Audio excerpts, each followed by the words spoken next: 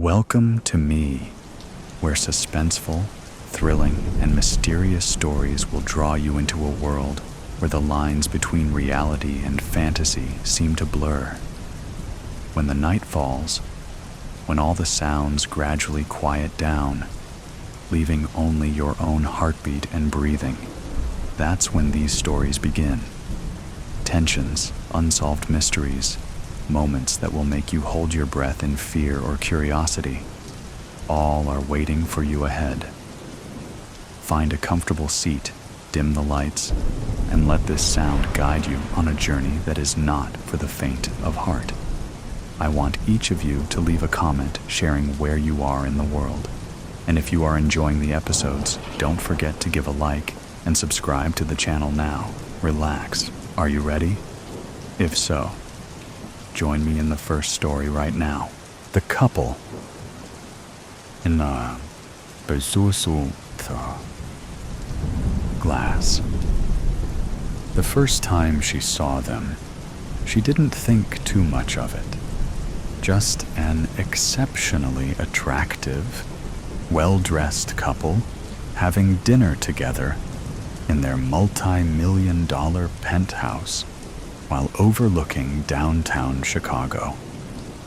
Bev Thomas watched them from the balcony of the apartment, hidden away in the shadows of the night, wondering what it must be like.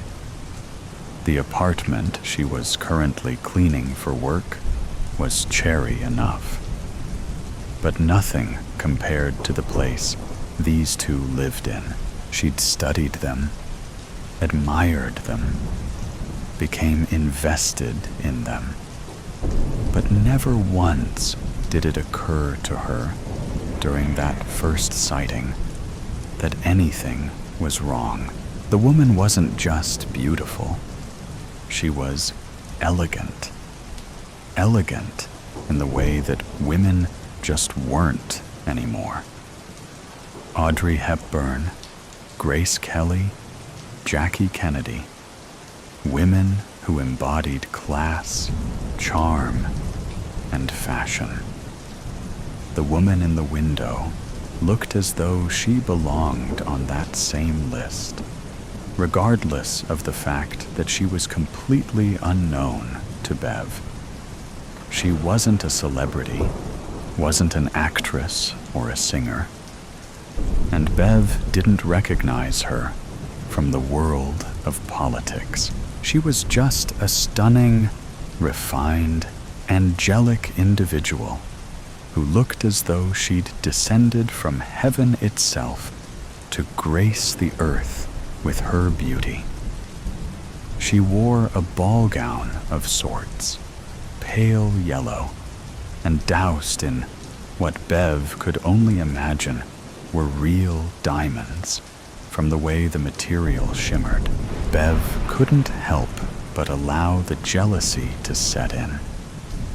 How could one person have it all? If her looks weren't enough, there was the man seated across from her. He was unrealistically handsome. She was convinced he'd had work done to make him look that way, like he'd just arrived from a factory somewhere. But inside, she doubted it. Something about his face told her it was all natural. He landed somewhere between Paul Newman and Henry Cavill. From the Newman side came the piercing blue eyes, so deep in color that Bev could see them clearly from the balcony across the boulevard. The stubble of a full beard gave him the timeless, rugged quality. But then came the Cavill features.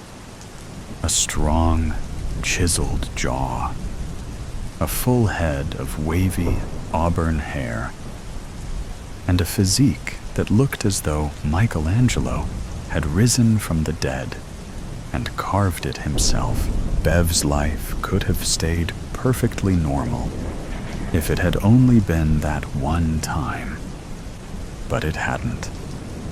She cleaned that apartment 5 nights a week for an owner that was in town once a year, and every single night she found them in that exact same spot, just looking at each other. The second time, she found herself talking out loud about it. After all, it was just her. The walls weren't going to be critical of her self-monologue. The hell are they doing? Every night? She whined as she dusted away at the shelving and priceless decor. If I had money like that, I'd never cook another thing ever again. Then it occurred to her, and she nodded to herself at the realization. Probably a personal chef brings the 5-star menu to their front door. Unbelievable. She watched them as they ate, trying to imagine what the steak and asparagus tasted like when you were that well off. But from what she could tell, they didn't seem to enjoy it all that much. Probably eat like royalty so much that the glamour wore off, she'd thought. She'd forced herself to ignore them after that for the entirety of the second night. It was when she arrived for her shift on the 3rd evening that the situation started to feel off. Something just wasn't quite right about them. 3rd night in a row, and there they were, seating by the window, candlelit dinner and champagne. It was like watching someone's anniversary on a loop. That night, she didn't ignore them. That night, she actually moved a chair from the other side of the living room to the window where she could make herself comfortable as she stalked. She began to realize small details about them. Their clothing had changed, but their expressions were exactly the same. Stoic. As she watched their rendezvous unfold, she noticed that neither of them took a single bite of their meals or a solitary sip of their wine. Odd. Then there was Prince Charming's facial hair. The stubble had been there to begin with, but now the shadow of a budding neck beard was now showing. He hadn't shaved in a few days. It wasn't all that peculiar, but something about the couple told Bev that these weren't the kind of people who let hygiene go unattended. It was like the thing in the photo, not like the others. As she studied their faces, she noticed that they both looked exhausted, like they hadn't slept much. The final observation she made was that they never moved from those seats. When they did shift in place or push food around on their plates, their movements were subtle, almost careful. It became almost irritating for Bev. At first, she'd enjoyed daydreaming about what their world must be like, but now the show was becoming a bore. She moved the chair back to its spot on the other side of the room and ignored them as best she could for the rest of her shift. But when she returned for the 4th and 5th night that week, she found them there still, staring at each other and never moving. Saturday and Sunday she had off, but her mind was completely occupied by that couple across the way. It bothered Bev so much that Monday morning she decided to do a little detective work. She didn't have names to go on, so she went about finding them out. She made calls, did some internet searches, even sorted through city and county records to get any information that she could.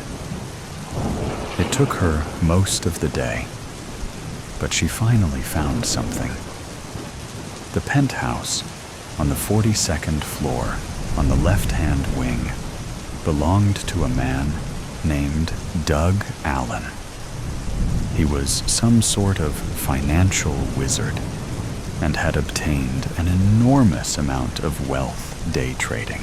From what Bev could tell, he'd never been married. Must be a girlfriend, she thought. But then she called the front desk of the building the penthouse was in and discovered that Mr. Allen hadn't used his personal entry sensor or code in over a month. When she went in to clean the apartment that night, they were there again, sitting by the window, looking like a set of puppets. It was too much for Bev. She was too invested. She made her way across to their building and waited outside until a stranger walked in, walking in behind them and onto the elevator as if she belonged. Thankfully, the ladies at reception were fully engaged in a conversation about the latest episode of Yellowstone and hadn't noticed. When she arrived on the 42nd floor, she found herself in a hallway that offered only 4 options. 1 penthouse door for each wing of the building. She approached their door and immediately noticed the "Do Not Disturb" placard that hung beside it. She was so nervous, she was shaking. But this couple had completely polluted her days and nights. She had to know what was going on if she ever wanted to get back to reality. She didn't know what she would say when they answered, but she decided she would figure it out as she went. She knocked once with the intention of doing it a second and third time, but when her knuckles connected with the door, it inched open slightly. It hadn't been properly latched. She looked at the opening for over a minute, trying to decide what to do. Clearly, they hadn't heard the knock, as no one came to the door to confront her. Surprising even to herself, she was actually considering letting herself in just enough to get a glimpse. She decided against the idea initially, but as she reached for the knob to close the door, she couldn't help herself. She shifted it open a little further, just enough to see inside. There was a small table in the center, and on the top were dozens of photos and documents. She'd come this far. She needed something to satisfy her insatiable interest. She approached the table and began to peruse the contents. The photos were all of the couple in the window, but the images were all from afar, as if whoever had taken them had done so without their knowledge. Bev's stomach started to turn as she read through the documents. Every one a piece of evidence. Evidence of an affair. It wasn't the affair itself that unsettled her. It was the fact that someone had collected evidence of it and had compiled it right here in the home of the man involved. She set the papers down and began to take steps backward as quietly as she could. But a noise behind her forced her to a complete stop. "You shouldn't be here," he said. Bev was frozen, the fear infiltrating every cell. She was caught. But that wasn't what frightened her. It was what she had walked into. She turned slowly, being careful to control her movements. As she did, she found herself face to face with the barrel of a pistol. The man holding it was calm, but in a way, perplexed. Like he wasn't sure exactly what to do with this discovery. "I'm sorry," she started to say. What are you doing here? You shouldn't be here. I cleaned the apartment across the street, and She couldn't find the words, and any she did came out mumbled through her now shaking lips. She'd never seen a gun in person before, much less had one trained on her face.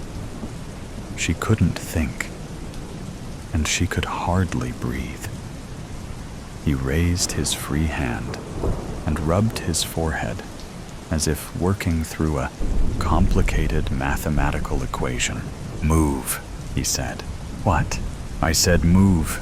Into the dining room," he said, waving the gun in the direction she was to go. She did as she was told, inadvertently holding her hands in the air like she was under arrest. She knew it was silly. She would have felt much better if a police officer were detaining her versus what she was currently experiencing. As she emerged into the dining room, the couple she'd been watching for over a week came into view. They had to hear her enter, but they didn't dare move, and Bev believed she already knew why. "Douglas, Denise, we have an unexpected guest," he said. Still, they didn't move.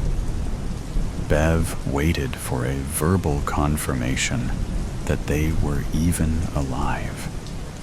But then she saw the woman he'd called Denise's throat catch slightly as she fought to control her breathing. "I think introductions are in order. Why don't you go first?"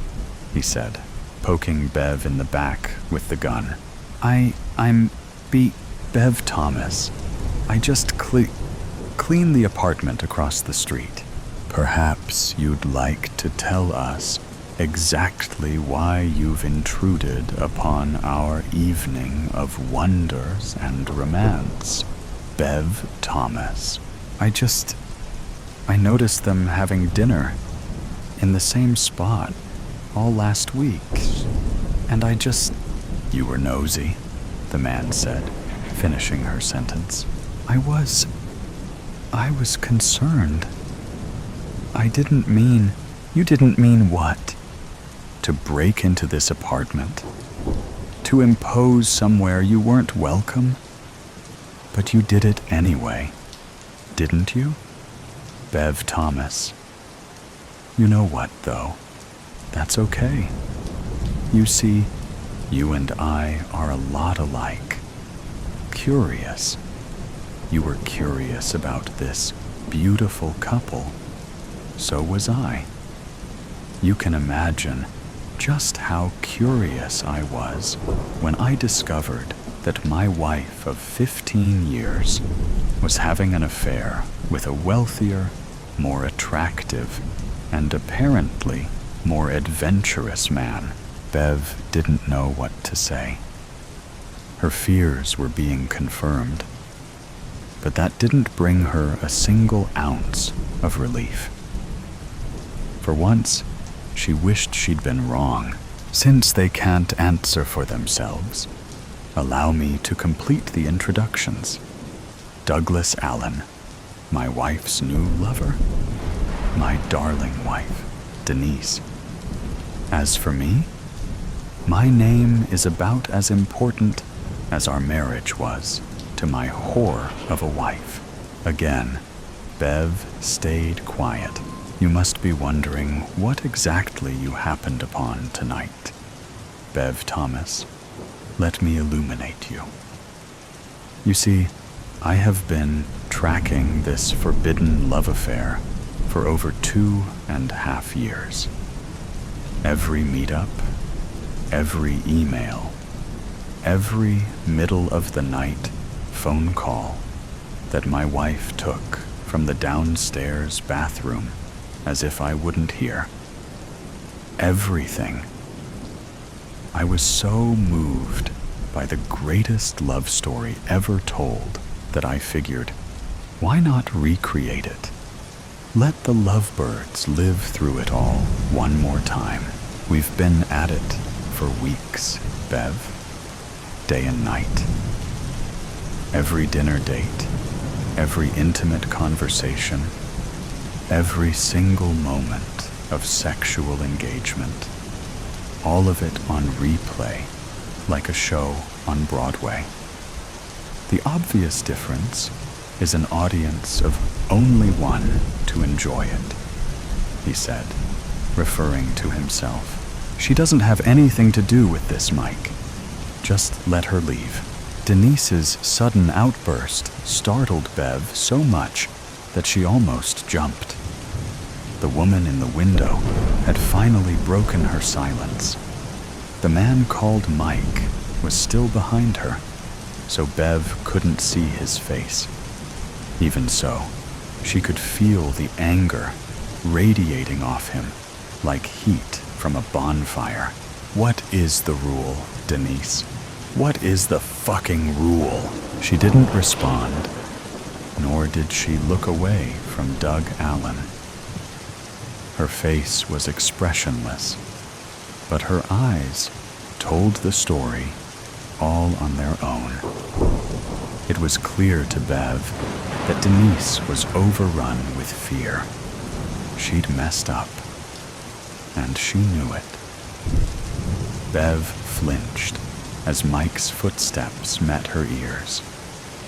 He moved around her, making his way toward Denise, slowly and methodically, like a hungry tiger closing in on a wounded antelope. I asked you a question, he said calmly as he arrived at the table.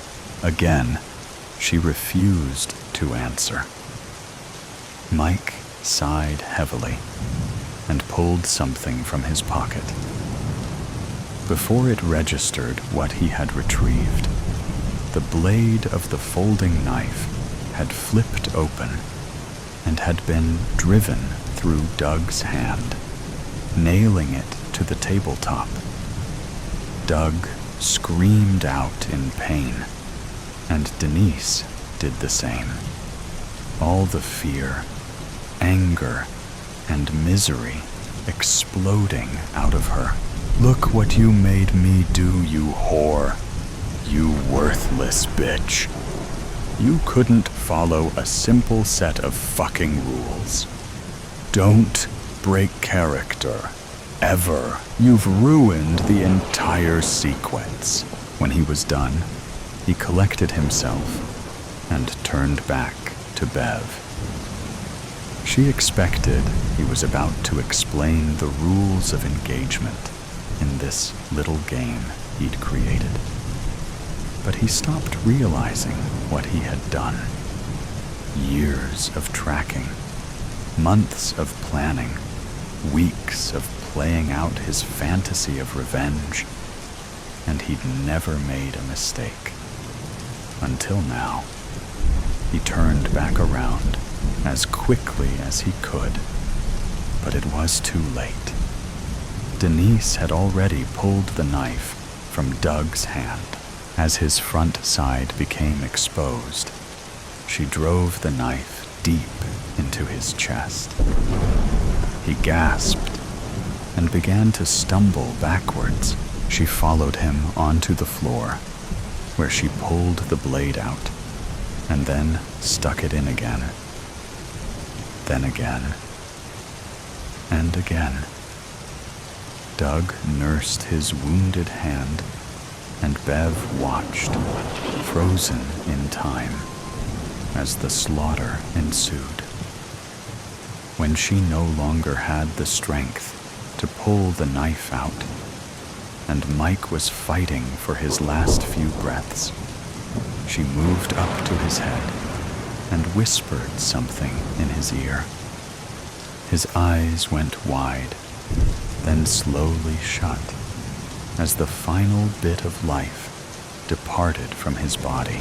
What happened next was a whirlwind of police sirens, flashing lights, EMTs, and crime scene technicians.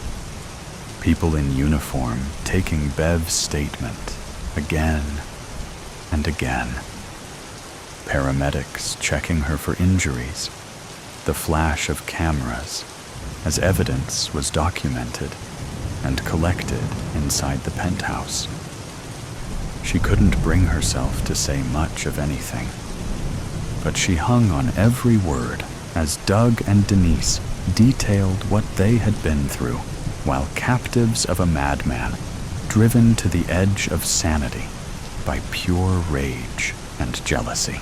When the police had finished their questions, and just before the pair were swept off by an ambulance to receive further medical attention at the hospital, Bev had time to ask one single question.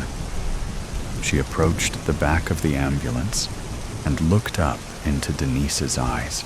"There is so much I don't understand. I'm glad you're both okay. But what did you say to him?" At the end, Denise smiled to herself, like she was about to reveal a childhood secret she'd always promised to take to the grave. She leaned down close so that she could whisper and still be audible. "I told him the truth, that Doug and I knew he was following us for months, and we kept at it anyways. I told him that it made it that much more exciting that he was seeing everything we were doing, and it just made us want to do it that much more. I told him that, and I told him that the only thing better than Doug and I tearing into each other with him knowing was doing it all over again in front of his pathetic face." Before she could say anything more, the paramedics came and secured the doors. Bev watched, speechless, as the ambulance pulled away. Since she didn't have any injuries, she didn't need to go to the hospital. Instead, she went back to the apartment she was supposed to be cleaning. Lost in thought, she wandered over to the window, looking up to an empty table in the penthouse across the street, where she'd first seen the couple in the glass, the Enchanted Minds canvas. Ella carefully added the finishing touches to her painting, layering vibrant strokes of green amid the earthy browns and faded tans of fall. The scene was one she had sketched in the park days ago, a quiet landscape draped in the remnants of late autumn, the air crisp with the bite of encroaching winter. As her brush danced across the canvas, her mind drifted to the frozen pond she had sat across from, its surface resembling a sheet of shattered glass reflecting the pale autumn sky. Then something shifted. A sudden eerie chill prickled her skin, creeping over her arms despite the warmth of her studio. The faint scent of damp earth and decaying leaves filled her nose, so vivid It nearly overwhelmed her senses. A sharp gust of wind brushed past her cheek, biting at the tip of her nose. She gasped. Her fingers trembled around the brush as the sensation deepened, no longer just a figment of her imagination. It felt real. The world around her wavered, its edges blurring, as if reality itself had begun to ripple beneath her fingertips. Ella's heart raced. Her hand wasn't just gliding over the painting, it was sinking into it. Her studio began to shift, the walls dissolving into streaks of color, and then, in an instant, she was there. The park looked exactly as she had painted it. Frost-laced grass, undressed trees swaying, and a frozen pond glistening under the pale sunlight. The icy air sent a chill up her spine as the wind whispered through brittle branches. Her heart pounded. How am I here? Before she could take a step forward, the sensation snapped, sharp and sudden, like a rubber band stretched to its limit. The world around her rushed past in a dizzying blur, and in the blink of an eye, she was yanked back to her studio. Ella glanced around, her breath unsteady as she tried to ground herself. Her gaze settled back on her painting, looming more vibrant, more lifelike, almost as if it had absorbed some essence of reality itself. Her eyes then fell to the floor. Scattered across the hardwood were remnants of dead grass and brittle leaves, the very same ones that had lined the park's frozen ground. Her pulse thundered in her ears. Then, like a whisper from the past, a memory surfaced. One she had long convinced herself was nothing more than a dream. This had happened before. A few months after waking from her coma, she had felt the same eerie pull, like an inexplicable shift between worlds. But she had dismissed it, blaming it on the lingering haze of recovery, a mere figment of her imagination. But it wasn't just her imagination, was it? She had seen it happen, and more. It started subtly. Cats stretching, birds ruffling their feathers, shifting within the canvas. With each incident, her paintings became eerily lifelike, earning her recognition and eventually her own gallery exhibition. But this was different. This time, she hadn't just brought something to life. She had been pulled into it. A shiver ran down her spine. The cold from that autumn landscape still clinging to her bones. She turned back to the painting, a strange weight settling in her chest. Whatever was happening to her, it wasn't just art anymore. It was something deeper, something more powerful, and she had no idea how to control it. 5 years ago. Anxious and impatient, Ella paced the hospital, her walker tracing an endless figure 8 of corridors. She wanted out.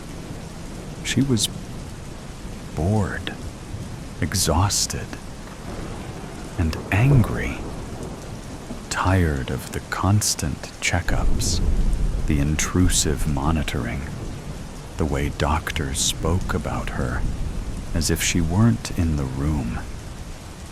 Most of all, she was tired of feeling like the world had moved on without her. Her classmates had graduated, their social media filled with college acceptance letters, beach trips, and late-night adventures. Meanwhile, she was stuck here, relearning how to walk, how to hold a fork without her hands trembling, how to exist in a life that had been paused for a little over 6 months. For half a year, Elizabeth Ella Larson had been lost in a silent void, trapped in a coma she had no memory of falling into. One moment, she was on the bus ride home from a school field trip, laughing with her friends. The next, darkness. Her class's bus narrowly avoided a catastrophic collision with a tractor trailer. The truck driver, having fallen asleep at the wheel, veered into the bus's lane, forcing the driver to make a desperate maneuver to prevent disaster. While most students escaped with minor injuries, the incident took a more serious toll on a few. Tragically, the bus driver suffered a heart attack at the scene, and 2 students sustained severe head injuries, slipping into comas, Ella being one of them. When Ella woke, the piercing brightness of hospital lights and the rhythmic beeping of monitors shattered the stillness, as if time had paused. But the world hadn't waited for her. Her face was already all over social media, her story shared and reshared by curious classmates. Though her parents and hospital staff tried to shield her from the media, it was inevitable. Visiting friends posted selfies and status updates, ensuring her return wasn't just her own. Initially, the attention was overwhelming. Luckily, to Ella's relief, the novelty eventually faded. Only a few persistent reporters and social media diehards still sought a glimpse of the girl who emerged from a coma. Meanwhile, life resumed for everyone else, leaving Ella to realize she hadn't just lost 6 months. She had lost so much more. Pep rallies, graduation, and spring break. Before the accident, Ella had been an exceptional artist for her age. She had spent years perfecting her craft, creating paintings so lifelike they seemed to breathe on the canvas. Art was her passion, her escape, and hopefully her future. She had applied to countless schools, dreaming of the day she would walk through the doors of an art academy. But the more she recovered, the more she sensed that something had changed. A strange energy pulsed through her hands, as if the accident had left behind more than just scars. At first, she had brushed the feeling off as nothing more than a lingering effect of her recovery. However, when she finally picked up a pencil again, her art would begin to capture more than just reality. Hoping to lift her spirits, her parents brought her sketchbook. The physical therapist agreed and encouraged her to draw, believing it might restore her fine motor skills quickly. But the first time she tried sketching, her fingers, once so steady, betrayed her. The once effortless strokes turned to jagged, clumsy lines. Chicken scratch from a toddler's hand. Frustrated and disheartened, she shoved the sketchbook aside and refused to touch it for days. Then, one afternoon, on impulse, she picked it up again. She began sketching the vase of flowers that sat on her hospital windowsill, a gift from her art teacher. The sunlight caught the delicate curve of a lily petal just right, making it the perfect subject to draw. As she sketched the details, a strange warmth spread through her fingertips. As Ella became completely immersed in her sketch, her mind wholly focused, the air around her began to shift. The scent of fresh lilies began to overwhelm her senses, far more intense than before. Startled, she looked up. Her breath caught. The real flowers had changed. The lilies that were half closed were now in full bloom, mirroring the one she had just finished drawing. Her sketchbook slipped from her hands, landing with a soft thud on the hospital bed.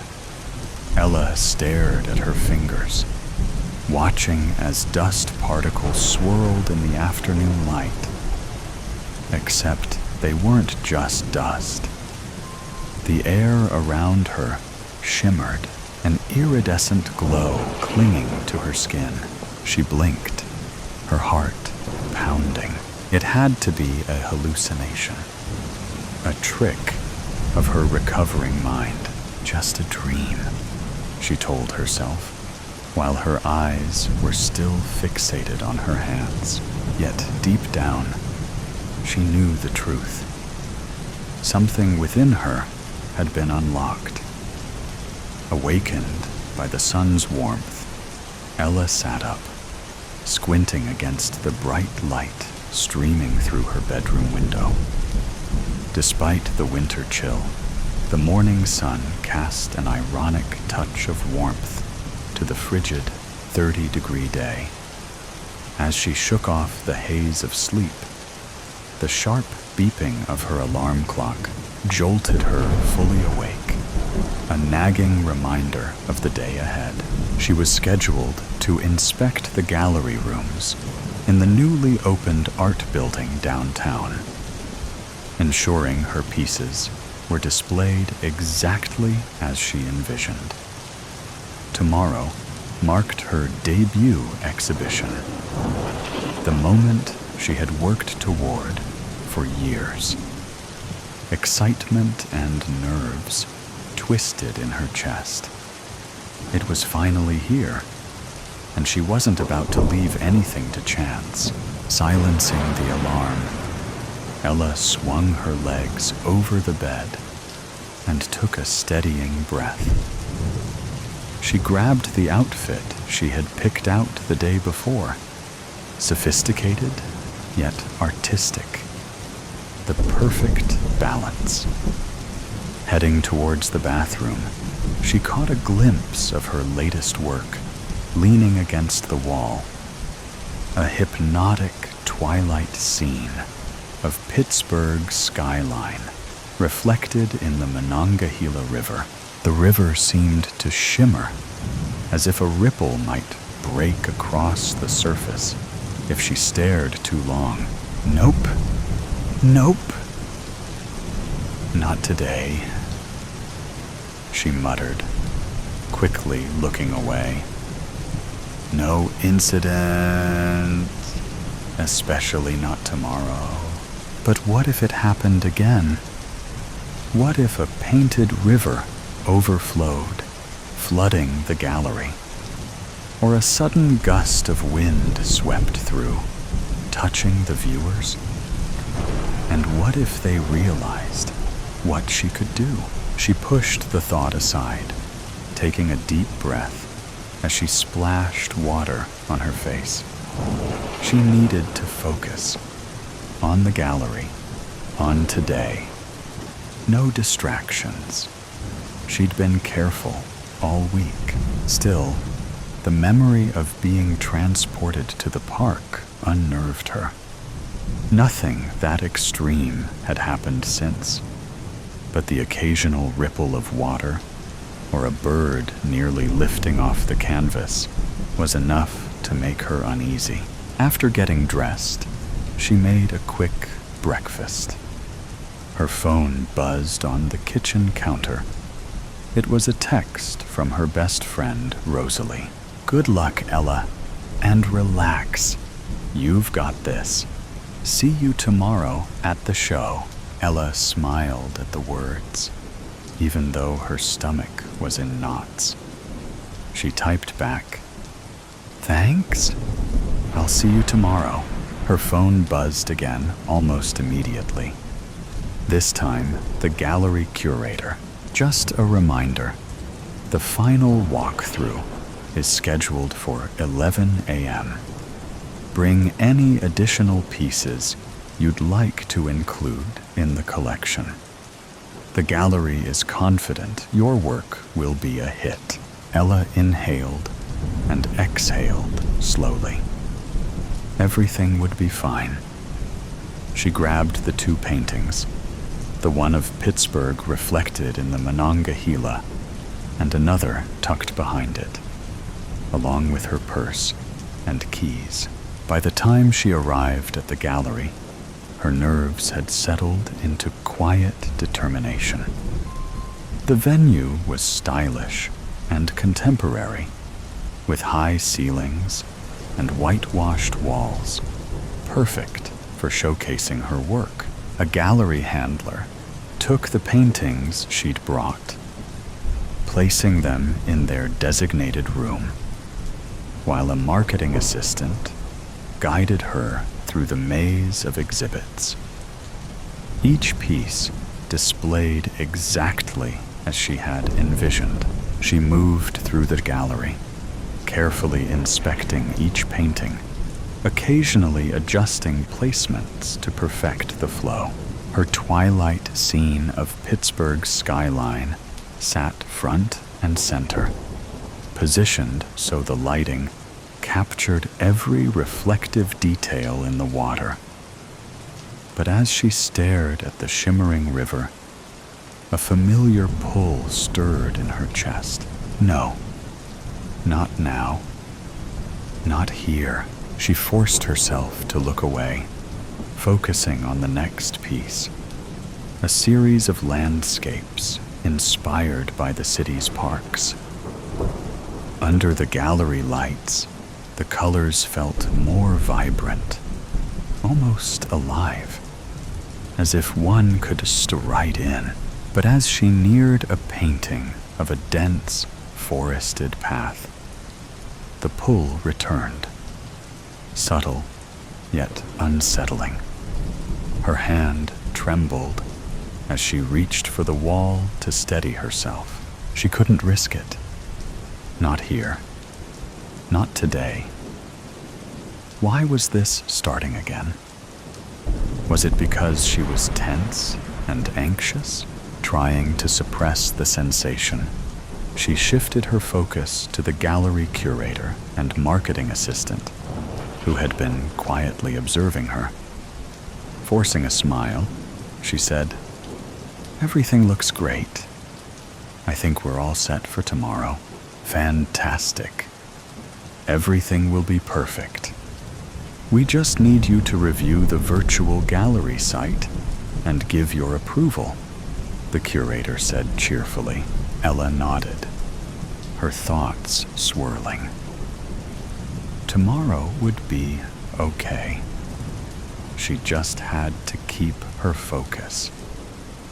If she could get through today without any mishaps, then tomorrow the grand opening, she would be able to maintain control. She just had to make sure nothing came to life from her paintings or whisked anyone away. The next day arrived in a flash. Her art exhibition was set to begin at 1 p.m., and she needed to be at the gallery by 11 a.m. to handle any last-minute details, do a final walkthrough, and prepare for the guests. Last night, after returning home to unwind, she had felt the urge to draw, but she forced herself not to. She needed to rest, to stay focused. She didn't want to tempt the growing power within her. By the time Ella stepped into the gallery, the air was rich with the scent of fresh flowers, the sweetness of wine, and the faint trace of new paint. The space had transformed overnight. Elegant spotlights bathed each painting in a soft glow, making the artwork seem even more alive. Small, stylish benches were arranged throughout the room, inviting visitors to linger. Soon, guests began to arrive, mingling with glasses of wine in hand, their murmurs forming a low hum of anticipation. Ella smoothed her dress, a beautiful wrap dress with bell sleeves, the fabric printed with an abstract design from one of her early paintings. Her friend Rosalie had helped bring it to life, sewing it into a wearable piece of art. Ella's hands trembled slightly as she scanned the room, watching how people responded to her work. Rosalie was the first to spot her, letting out an excited squeal as she rushed over. "You did it, Ella. Look at all these people. And your work. It's absolutely breathtaking under these lights. You've been busy over the years. Just look at all these paintings." She squeezed Ella's arms, beaming. "How are you feeling?" Ella forced a smile, letting out a nervous chuckle. "Excited, nervous, and definitely a little terrified." Rosalie laughed reassuringly. "Totally normal. Just breathe, okay? This is the moment you've been waiting for. And it's happening." Before Ella could respond, a voice cut through their conversation. Ella Larson. She turned to see a distinguished older man with long salt and pepper hair and sharp eyes behind wire-framed glasses. He extended a hand. "Hello, I'm George Morgan, art critic for the Tribune. I must say, your work is astonishing. There's a vibrancy and realism here that I rarely see in paintings these days." Ella's heart pounded against her ribs. "Thank you, Mr. Morgan. That means a lot." She smiled, trying to keep her nerves in check. His gaze lingered on the twilight of Pittsburgh painting. This one in particular. It's mesmerizing. It almost feels as though the water is truly moving. How did you achieve such a remarkable effect? Ella swallowed hard. "Oh, I tend to get in a zone," she said with a small, nervous smile. "A lot of detail, layering, and finding the right mix of paint." Morgan nodded approvingly. "Enchanting, almost lifelike." As the critic moved on, Rosalie elbowed Ella subtly. "See, you're already impressing the media." Ella barely had time to absorb the moment before Dina, the gallery owner, approached with an eager expression. "Ella, would you mind coming with me? The guests would love to hear a few words from you. Some are already interested in purchasing your work. Just a short welcome and a bit about your inspiration, okay?" Ella's stomach clenched, but she nodded. This was part of the dream, right? Taking a deep breath, she followed Dina to a small platform at the center of the room. As the soft clinking of glasses faded and guests turned to face her, Dina introduced her. Ella steadied herself and took a deep breath. "Hello, everyone. My name is Elizabeth Larson, but most people call me Ella. First, I want to thank Dina, the gallery owner, and Jessie, the curator, for giving my art the honor of being the first exhibit in this beautiful new space. And of course, thank you all for being here tonight." She continued her speech, her voice growing steadier with each word. When she finished, a soft round of applause filled the room. Ella exhaled, a wave of relief washing over her. But just as she stepped down, a ripple of movement caught her eye. The twilight river, the light against the canvas shimmered. The water within the painting trembled, as if stirred by a real breeze. Ella's breath hitched. No, not now. Please, not now. Panic surged through her, but she forced herself to focus, willing the movement to stop. Every ounce of concentration was poured into holding it still. Her heartbeat thundered in her ears. She clenched her fists, nails digging into her palms, grounding herself. Slowly, the movement faded. The river stilled. She exhaled, relief washing over her as she forced a smile, just as a guest approached with a compliment. Hold it together. Just a few more hours. But deep down, she knew the truth. Her abilities weren't just growing stronger. They were tied to her emotions. And she was losing control. Across the room, a guest murmured in disbelief. "I could have sworn the cat's tail just wagged." Another gasp followed. Did that bird just fly to the other side of the canvas? Ella's stomach twisted. She needed to master her abilities fast. The chromatic drought.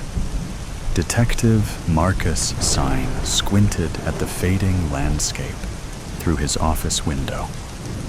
Another day, another shade of gray, lost to whatever this phenomenon was. The sky no longer held its azure expanse, just a flat, pale ceiling hanging lifelessly above a world growing increasingly two-dimensional.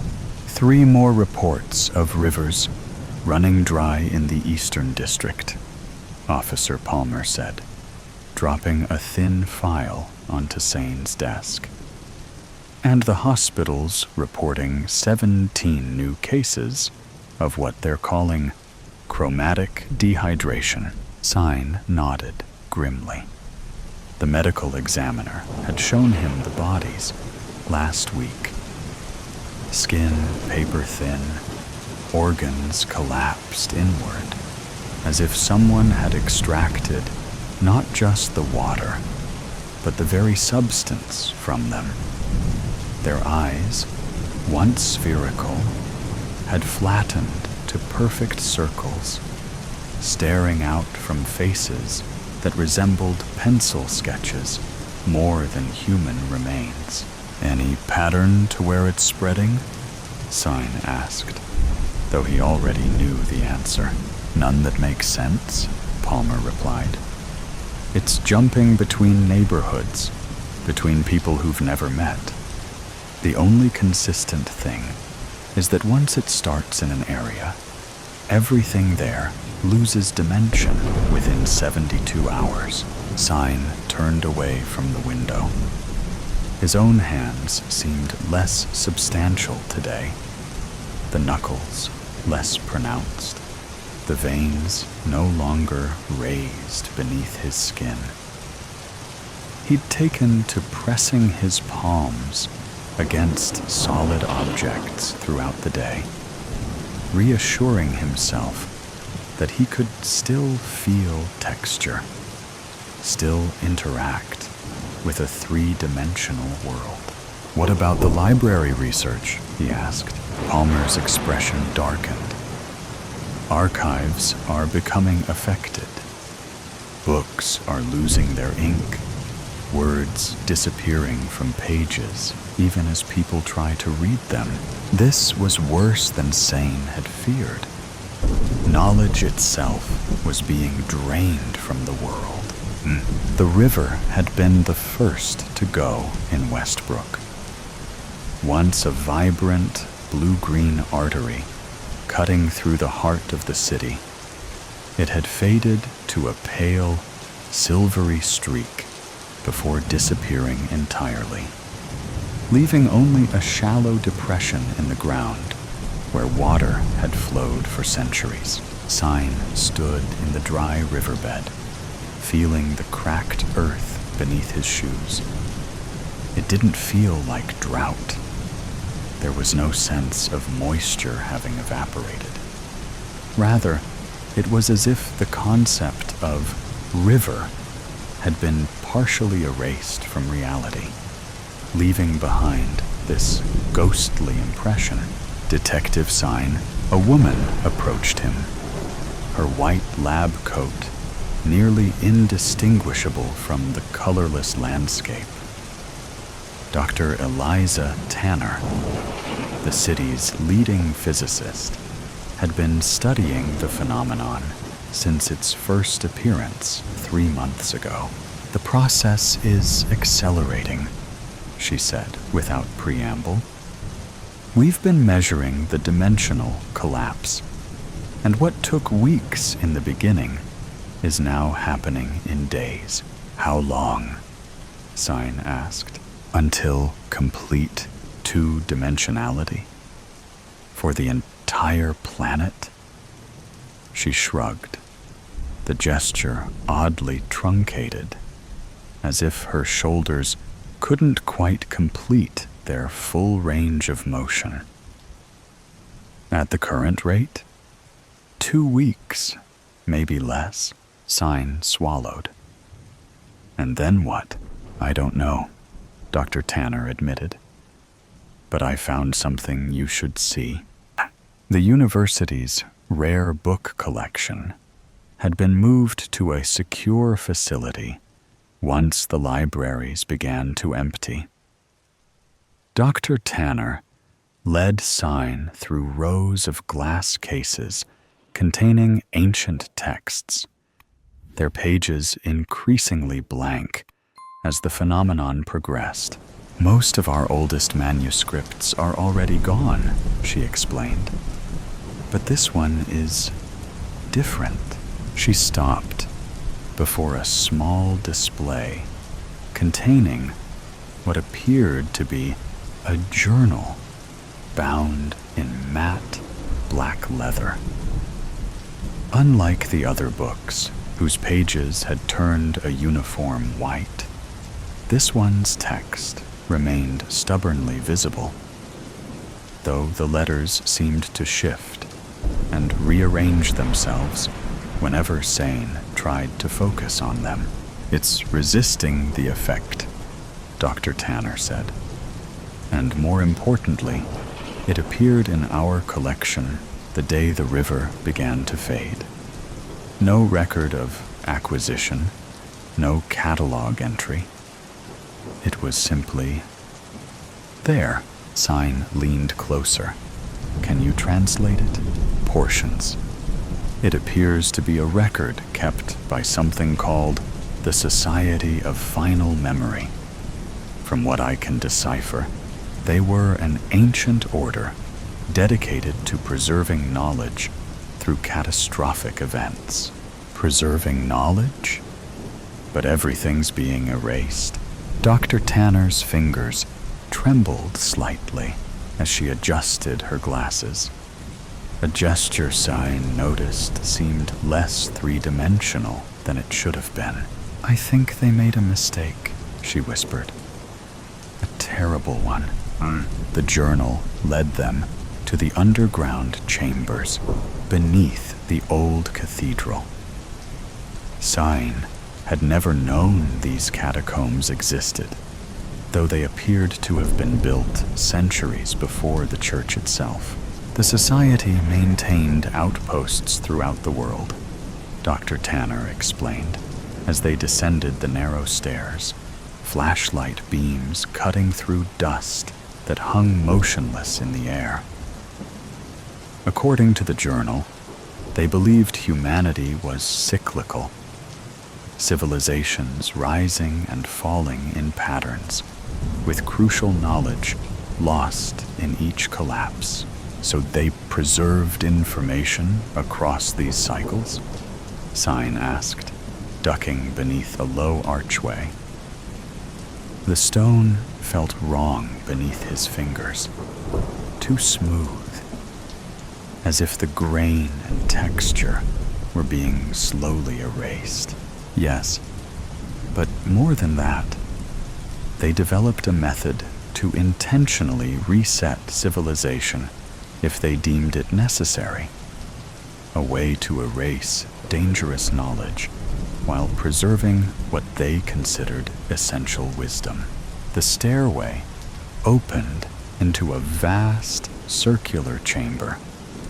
At its center stood a pedestal holding what appeared to be an obsidian sphere, the only object Soin had seen in weeks that still possessed a sense of depth and dimension.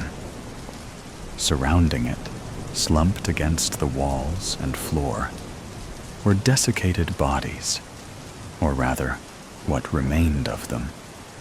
They resembled paper cutouts more than corpses, flattened and colorless. The last active members of the society, Dr. Tanner murmured. They activated the device, the mnemonic purge, they called it.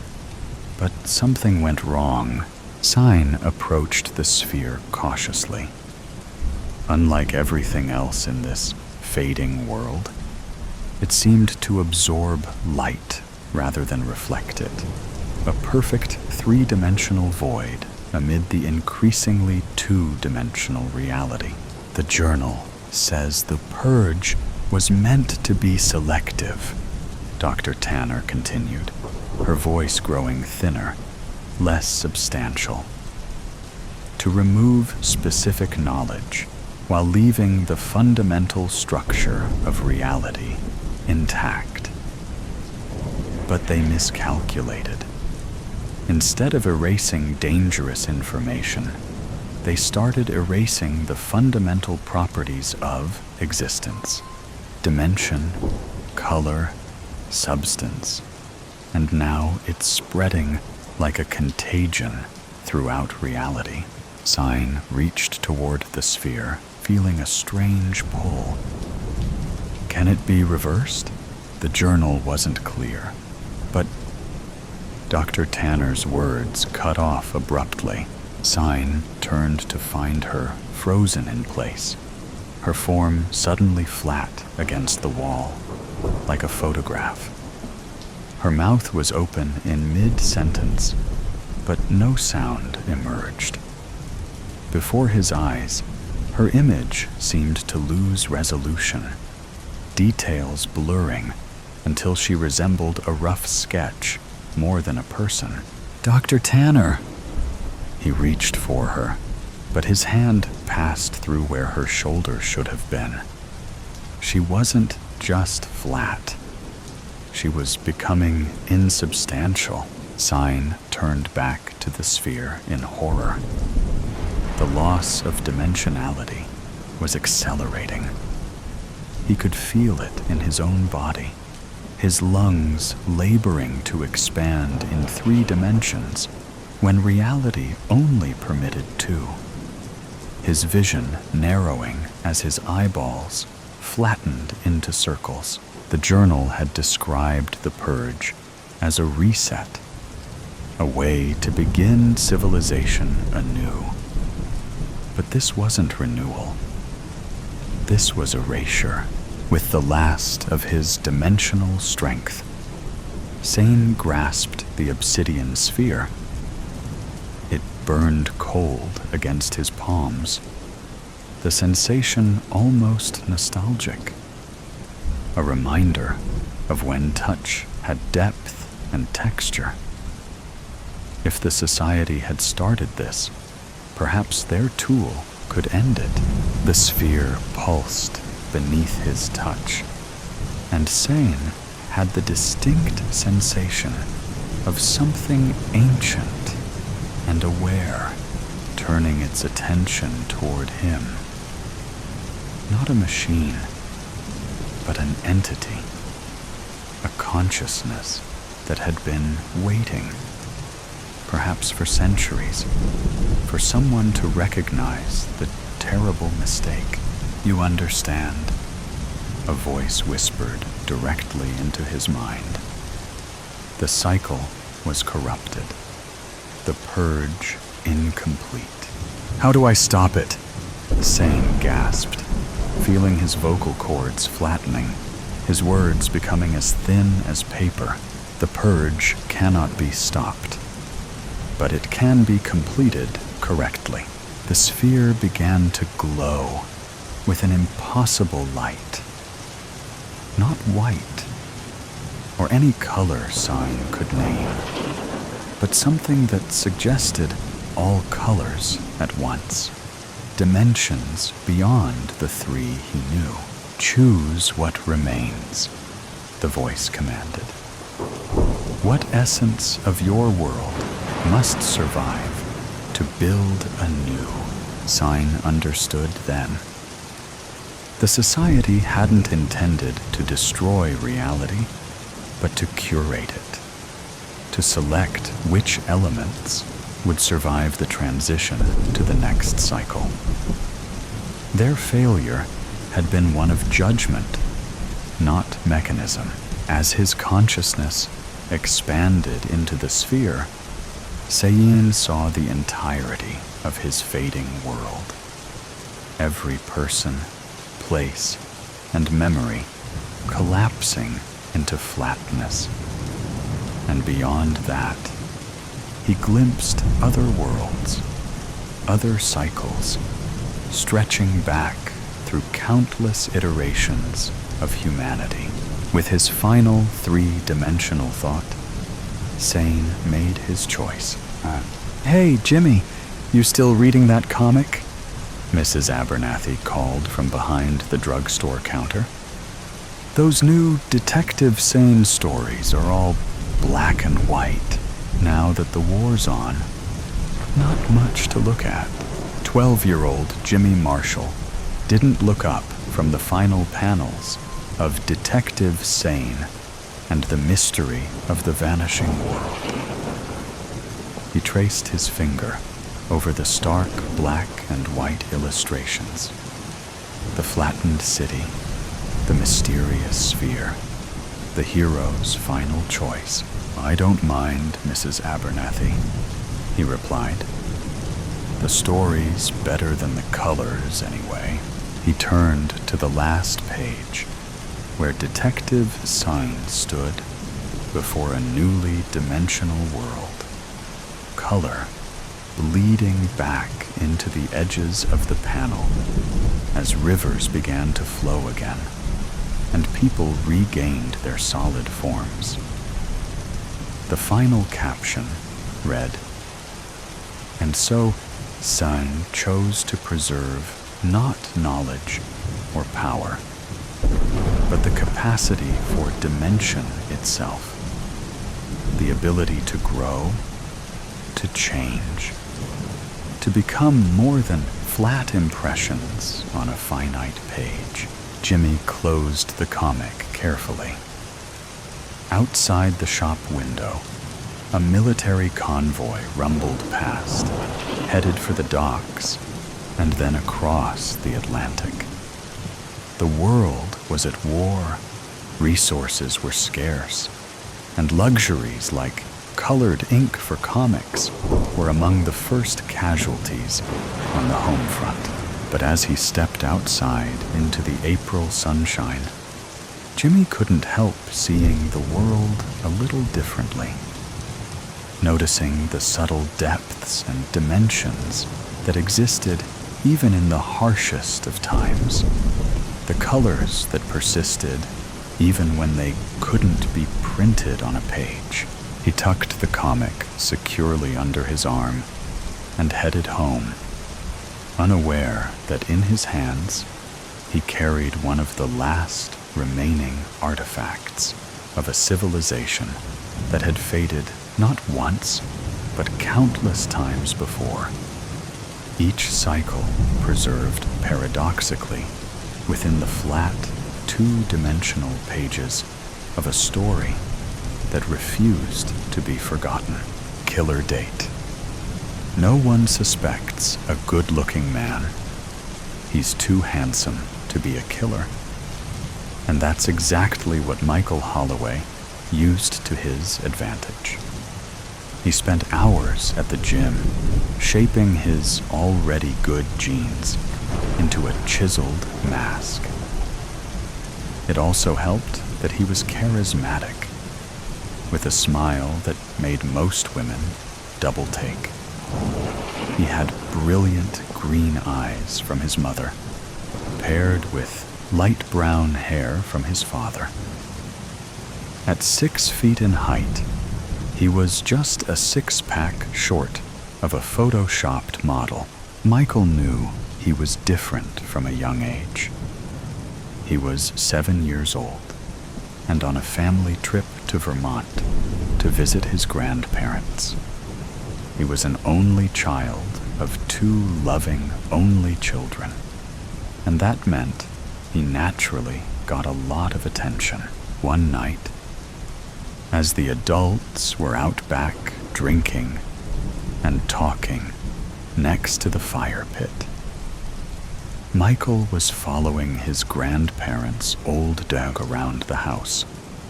A chirp from the wall clock signaled 8 o'clock, food time. Right on cue, the dog's medicated kibble dropped into its bowl in the laundry room. He watched as the dog slowly scarfed up the food. Towards the bottom of the bowl, there was a clump of kibble that had not broken into smaller pieces. The old dog ate it up without noticing. It gave an abrupt, hiccup-like sound, and then started wheezing.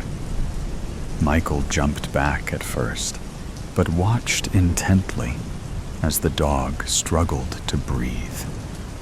The hard clump of kibble blocked its windpipe. He did nothing as the dog walked around, not knowing what to do and unable to get air. It moved toward the doorway, but Michael stood up and closed the door. The dog looked up at him, its foggy eyes not comprehending what was going on. Michael waited until the dog collapsed. He brushed its soft fur gently until its pulse was gone. That was the first death Michael had witnessed, and so began his secret obsession with the morbid. He knew it was wrong, yet it got him excited like nothing else. Not alcohol, not drugs, not sex. Now he was in his 20s, a year out of college, living on his own in the big city. After years of reading and fantasizing about it, he was finally going to make his move. There was an old diner near his apartment where he often went for late-night meals on his cheat days. Eventually, the staff had gotten used to him and his usual order: a lettuce-wrapped burger with a side of saltless fries. One of the servers, a pudgy man with an acne-scarred face, told him on a particularly slow night that the diner was going broke. "We don't even have real cameras," he said with a laugh. When he noticed Michael look up at the camera on the ceiling, he added, "Those are empty. Pretty much a toy, just to scare people from getting any funny ideas." Michael laughed, flashing his pearly white teeth. The server laughed too, unaware of the mistake he had just made. It was a Friday, like any other for Michael. He got done with work early and went to the gym for 2 hours. To Michael, the only thing that got close to the feeling of a kill was a good pump. He loved feeling the tension of each muscle swell with each rep, almost as if he could feel them growing. Back at his apartment, he took a long shower before getting ready for the night ahead. The first order of plan was to masturbate. He had a big night ahead, and he was not going to let testicular impulses ruin it. Whatever Michael had done to fulfill his darker fantasies in the past, he did cautiously. There was no room for error, especially now. If he were to get caught, he'd rather die than go to rot in a prison cell for the rest of his life. He had gone over the plan over and over in his head, working out any kinks in the logic until he was confident in a plan he could execute. He wanted a pretty woman, someone easy on the eyes, who had moved to the big city on a whim. She had to also be living alone, with no one to check up on her. That is, of course, if he even met a girl that night. He didn't want to rush things. The last thing he wanted was to get overzealous and overlook something stupid. Most importantly, he couldn't get attached. He repeated those words like a mantra as he waited for his food. The bell on the door dinged him out of his head. That's when he saw her. Susan Bennett wanted an uneventful night. It had been a long week, and she wasn't looking for any action. But she knew Michael was the one as soon as she saw him across the diner. Her mind began to race, and she did her best to quiet it down. Keeping her eyes low, she followed the server to the booth right in front of the brown-haired model. If she had a type, Michael was it. She asked for water with no ice to buy her some time and pretended to read the menu.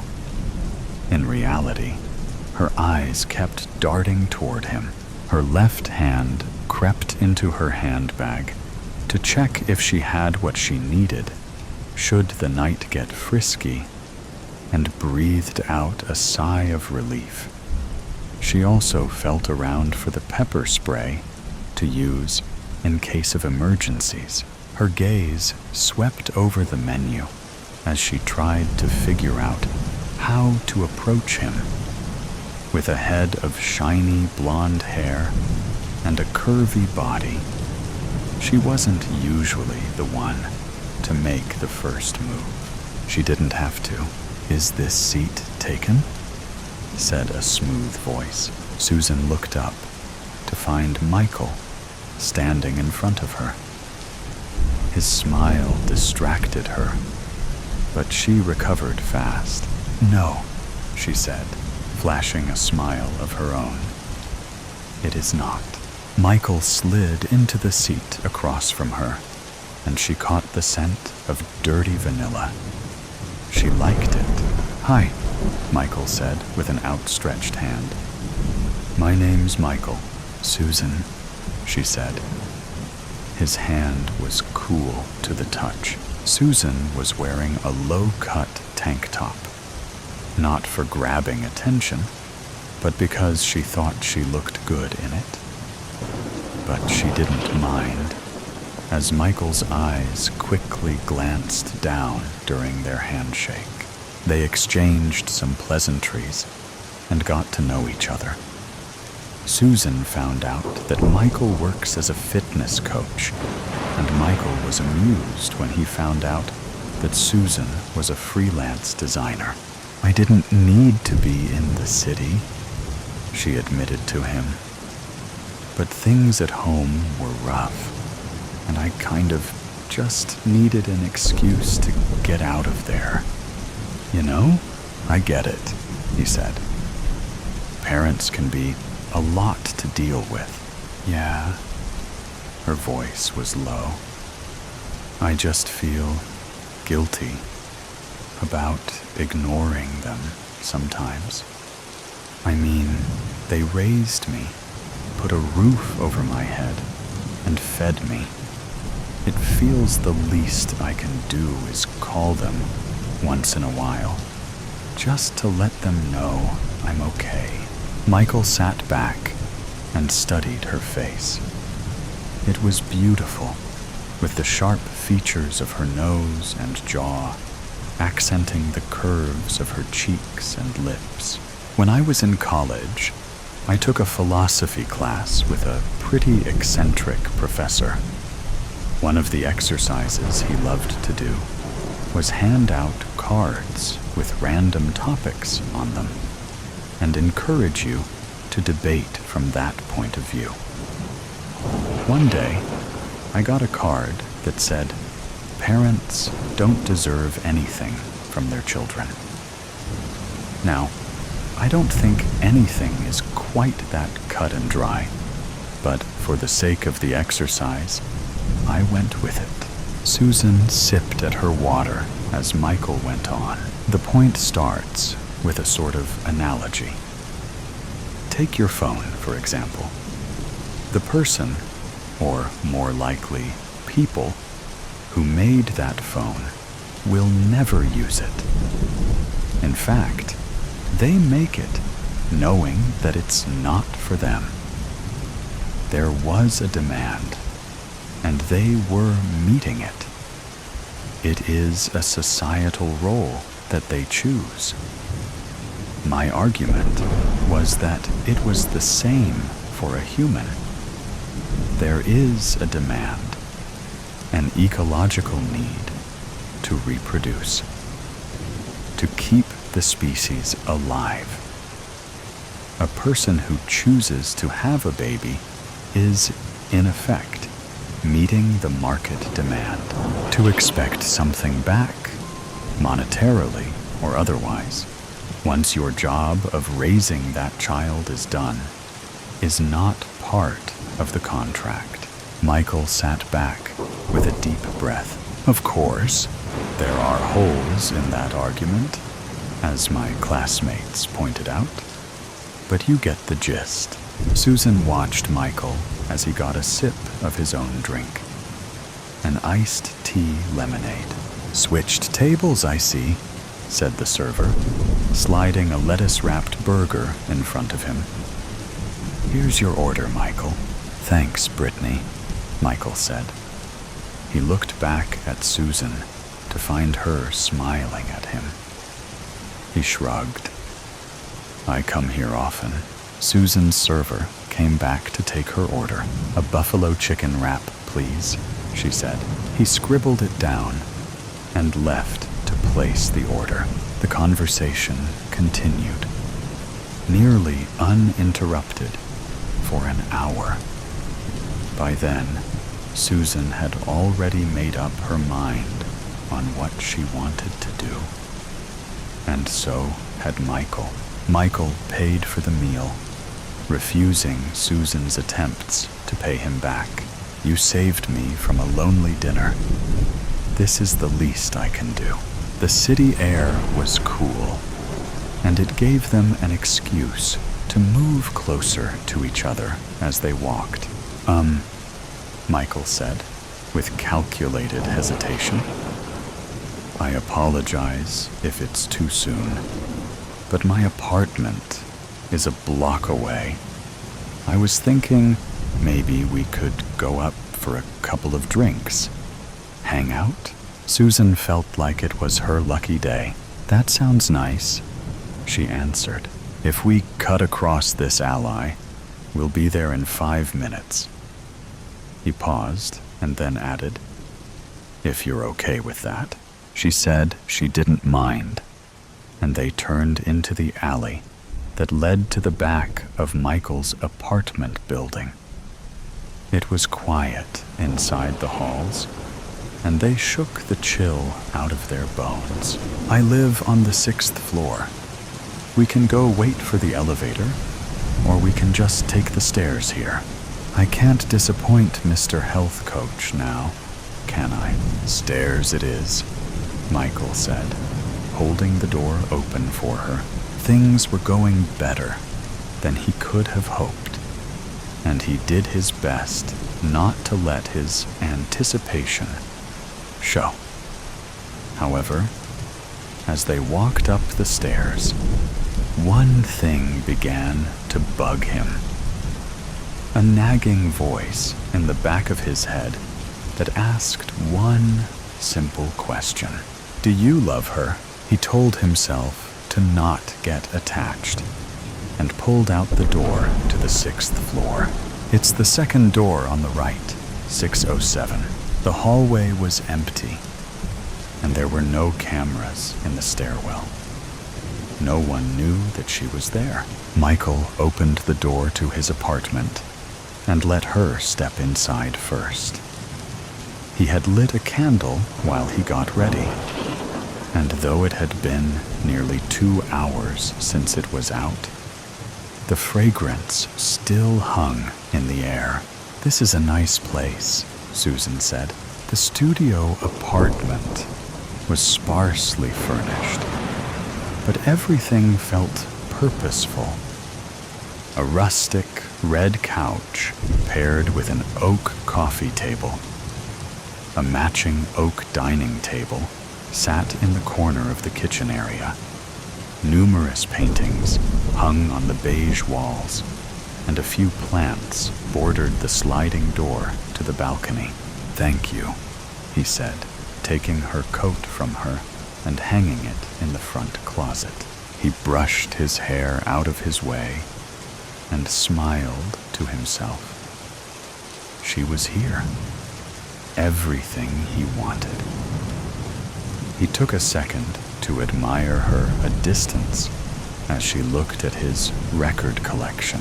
So, what would you like to drink? He asked. She said. Anything strong? Like a whiskey? Michael knelt down and picked up a bottle of aged Kentucky bourbon. Will this do? Works for me. Michael took out 2 glasses and dropped in 2 thick blocks of ice. This a sweet collection you got here, Susan said. Do you mind if I play one? Go right ahead. The records were alphabetically ordered, and Susan slid her finger along the slide until she made it to Kind of Blue.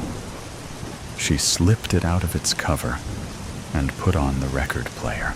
Michael froze when he heard the first few notes of his favorite record, and then shook his head. "Great choice," he said.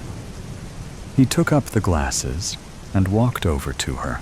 They sat down together on the sofa, sipping at their drinks and taking in the music. Susan closed her eyes and laid her head back. The sight was so dizzying that Michael placed the cool glass against his temple. "I'll be right back," he said. He placed his glass on an old jazz-themed coaster and walked into the bedroom. He got what he needed, a candle and lighter, but stood in the dimly lit room a while longer.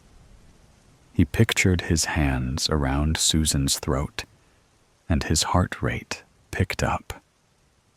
He held his breath for a few seconds, and then slowly let it put. Then, once more. His fingertips began to get tingly, and he knew he was ready. When he went back into the living room, Susan was staring out the sliding door. She jumped when he flicked the lighter. "Do you like vanilla?" he asked. Susan nodded, and then returned her attention to the city outside. Michael grabbed his drink and downed the rest of it. "Did something catch your eye?" "No," Susan answered. "It's just this city, always so alive, so big. It just reminds you how small you really are." Michael adjusted his posture and approached her from the back. "Not to me," he whispered. "Not in here." Susan turned around to face him. "You think so? From where I'm standing, you're all I see." He leaned forward slowly and waited, eyes locked, for her to move in. She hesitated for a second and then closed the distance. The kiss was explosive. Once their lips met, they did not separate. Michael closed the blinds with one hand, while the other caressed Susan's face. His thumb gently brushed her smooth cheeks. Michael's hands snaked down, and, without missing a beat, he picked her up. His firm hands supported her thighs as he walked toward the sofa. It wasn't until he laid her down on the sofa that their lips parted. Susan glanced at the one empty glass on the table and grabbed her own to finish, as Michael made a show of unbuttoning his shirt. His pecs were dusted with curly brown hair, and Susan ran her fingers across his chest. Michael bent back down to kiss her once more. His hands ran along her body, his mind resisting the urge to carry out the plan he had set out on. Every time he worked up the courage to move his hands to her neck, his heart pushed them down. Susan moaned lightly under him, and he thought of his own pleasure. His heart rate picked up once more, and the tingling sensation returned to his fingers. As they kissed, he put his left hand around her throat and began to give it some pressure. Susan didn't react, either unaware of the sensation or unbothered by it. After a few moments, he tightened his grip. Susan pulled away from him, but still didn't fight him. She simply stared up at him, her breath caught in her throat. Doing his best to keep his heart rate under control, Michael closed his hand around her throat even further. Worry flickered in her eyes, but panic didn't set in. until Michael put his right hand around her throat too. His hands wrapped all the way around her delicate throat, and she began to flail as she realized what he was doing. Her hands slapped at his biceps and then reached hopelessly for his face. She tried to croak something out, but he tightened his grip further still. For a moment, he thought he saw her laugh to herself, but it was soon replaced by a deadpan expression as her brain lost oxygen. Her eyes rolled back in her head, and he kept squeezing with both hands, watching her intently as the life left her body. Her body stopped moving, but he didn't relent until he was sure of what he had done.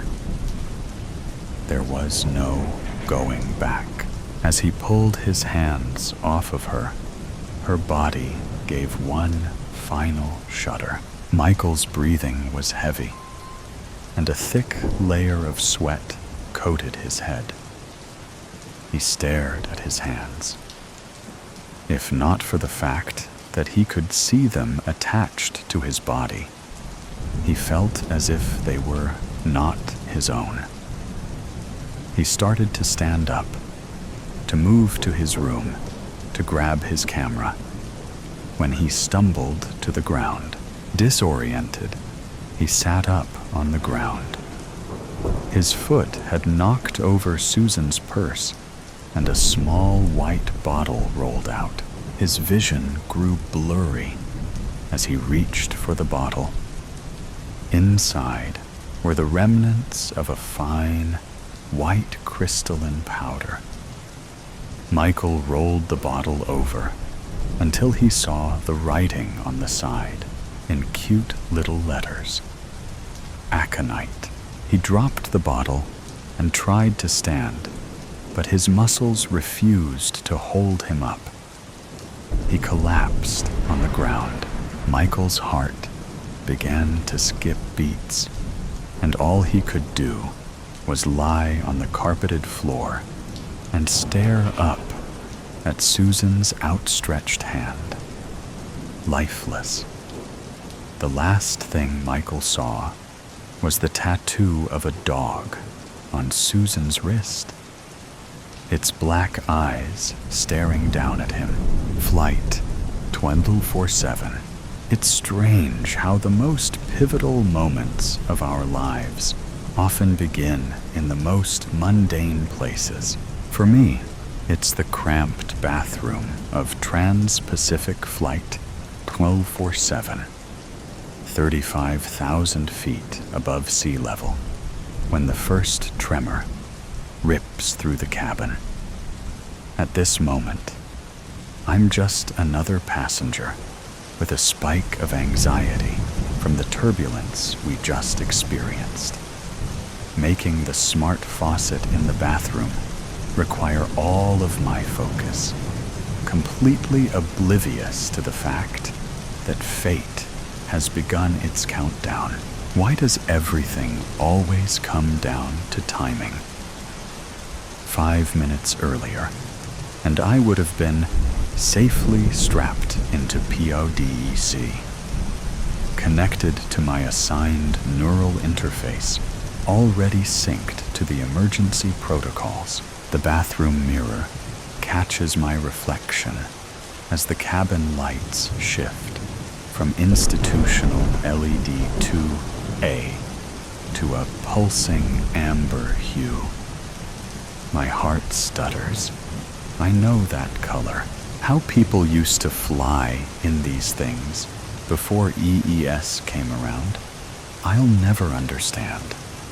They were basically flying in an air-conditioned metal tub with wings. Everyone that flies on Trans-Pacific knows that color. Catastrophic system failure, and the emergency evacuation system has begun. In the old days, this would have meant certain death. But in 2147, commercial aircrafts have evolved from their fragile predecessors. The Airbus Quantum Aeroline doesn't just fly. They adapt, transform, and when necessary, shed their parts like a snake shedding its skin. I lunge for the door. One of the only remaining places on board that doesn't have its own EES protocols.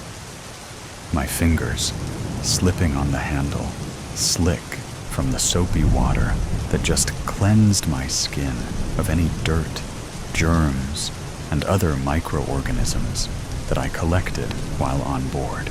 My savior might be my demise, I say out loud to myself, spurring myself into hurried movements, wiping my hands down my shirt, hoping to gain more traction on the door handle. Fuck! I scream as the handle and door refuse to move. The status light begins blinking an infuriating red as the message, "Door locked for catastrophic system failure protocol," scrolls across the ticker above the door lock. What usually tells passengers which water closet is in use is now taunting me with my impending fate. The first automated announcement over the intercom sends ice racing through my veins. My lungs are straining against my rib cage as I try to calm my panicked breathing. Attention, passengers. CSFP number 7 has been initiated. Please remain in your seats, in your designated pod. Quantum separation will begin in 3 minutes. 3 minutes. The word echoes around in my head, like a ball bouncing through a pinball machine. Under normal circumstances, that would be plenty of time for the pods to detach cleanly, their individual gravitational fields engaging as they descended safely to the nearest emergency landing zone.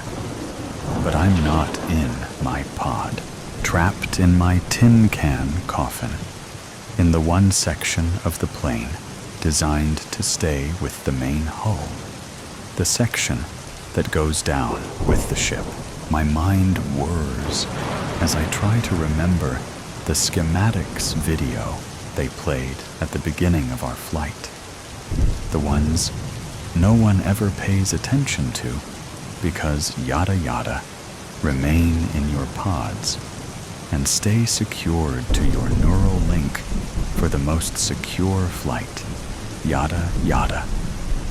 Trying not to think of how my sister had mocked me for even watching the video. You're such a germaphobe, I am sure you can make it one flight without washing your hands. It's only an hour-and-a-half flight, Nova, so she had drug my name out just to grate on my nerves. This bathroom is just between PRDRZ and PRDD. Only a sealed door and 20 feet separating me from my salvation. The neural link in my travel band is already buzzing frantically, trying to sync my pod. Another tremor, stronger this time. From the tiny crevice of a bathroom window, I catch a glimpse of Pod DEA silently detaching, its edges alight with blue-green fire as its gravitational field adjusts to the atmosphere around it. Beautiful, yet terrifying. 2 minutes until quantum separation. The second automated announcement sounds over the intercom. 2 minutes. Think. Think. Think. There has to be a way out of here. My fingers trace the door's edge, feeling for there. A manual release panel, disguised as a part of the trim. The kind of backup system engineers include, but never expect anyone to actually use. I dig my nails into the seam and pull. The panel snaps off with a crack that sends me stumbling backwards. Behind the handle is a simple mechanical lever, a startling piece of analog technology for this quantum aeroline. I pull it down, instinctually throwing my body against the door. It bursts open with a pneumatic gasp, nearly sending me sprawling onto the floor. When my feet hit the smart polymer floor, I send up a silent prayer of thanks. The material has already started transforming, preparing for atmospheric re-entry, its texture shifting from a sleek, aesthetic design feature to a practical, high-traction surface designed for an emergency. In the distance, I hear the hydraulic hiss of PRD beginning its separation from the mainframe. That's when I see it. My salvation. Pansa C. I press my neural link band against PUDC's access panel, desperately hoping it will override the security protocols. Each buzz from the band feels like a rock dropping in my stomach. It rejects me once, twice. The authentication failures flashing across the display screen in angry red letters. 1 minute until quantum separation. 1 minute until quantum separation. The automated announcement taunts me over and over again. Panicking, I run my fingers over the screen, looking for anything to try. When in doubt, restart right. The thought flits through my mind. I use my fingers to pry open the panel cover, revealing a simple, glowing red button. Such an archaic solution, hiding in plain sight. A physical reset in a world of AI and neural commands. Slamming my hand against it, I pray to whatever gods might be listening that the oldest trick in the tech world will work one more time. 30 seconds until quantum separation. The announcement washes over me like a bucket of ice water. The walls of PODC begin to vibrate as the clamps begin to initiate their release sequence. The panel flickers from red to amber. The reset seems to have done something, not a full access grant, but a system reboot that might give me enough time. Emergency reset detected. System reinitialization in progress. The words flash across the access panel. I run. The door to PRD slides halfway open, then freezes, caught between evacuation and reboot protocols, forcing my body through the gap, ignoring the sharp parts of the door frame cutting into my clothes and skin, willing my body to get as small as possible. The system blares warnings through the pod speakers. Unauthorized entry detected. Security breach in PODC. Inside, the other passengers stare at me with a mixture of shock and confusion. The woman they had written off as collateral damage amongst the wreckage of this impending crash, defying both protocol and probability. The flight attendant assigned to our PIAD makes to move towards me, then hesitates as another announcement cuts through the chaos. 10 seconds until quantum separation, I dive into my seat. The neural interface recognizes my presence as soon as my hand hits the armrest. The familiar tingle of the neural link washes over me as the pod's systems integrate my biometrics into their separation calculations. For a moment, I think I can feel the algorithms adjusting, compensating for my return. My body sags with relief as my harness straps me into the pod. Did I damn us all with my return? The hunger, it happened overnight. One evening, the whole world was bathed in the rich hues of a setting sun. The sky painted in oranges and purples. The next morning, everything had turned gray. Not just dull or faded, color itself was gone. The trees, flowers, ocean, even people's skin and eyes had become mere variations of black, white, and gray. It was if reality had been drained, leaving behind a lifeless, monochrome wasteland. At first, scientists tried to explain it as some anomaly in human vision, a mass hallucination, an unknown pollutant in the air. But when they dissected plants and animals, their tissues were colorless at a molecular level. Screens, paintings, dyes. Nothing could produce a single shade beyond the grayscale spectrum. Then, people started disappearing. It wasn't like normal vanishing. There were no signs of struggle, no footprints leading away. One moment, someone was there, and the next, gone, like they had been erased from existence. The only thing left behind was a faint, smudged shadow on the ground, as though they had begun to dissolve before vanishing entirely. Escher had been watching it happen for weeks.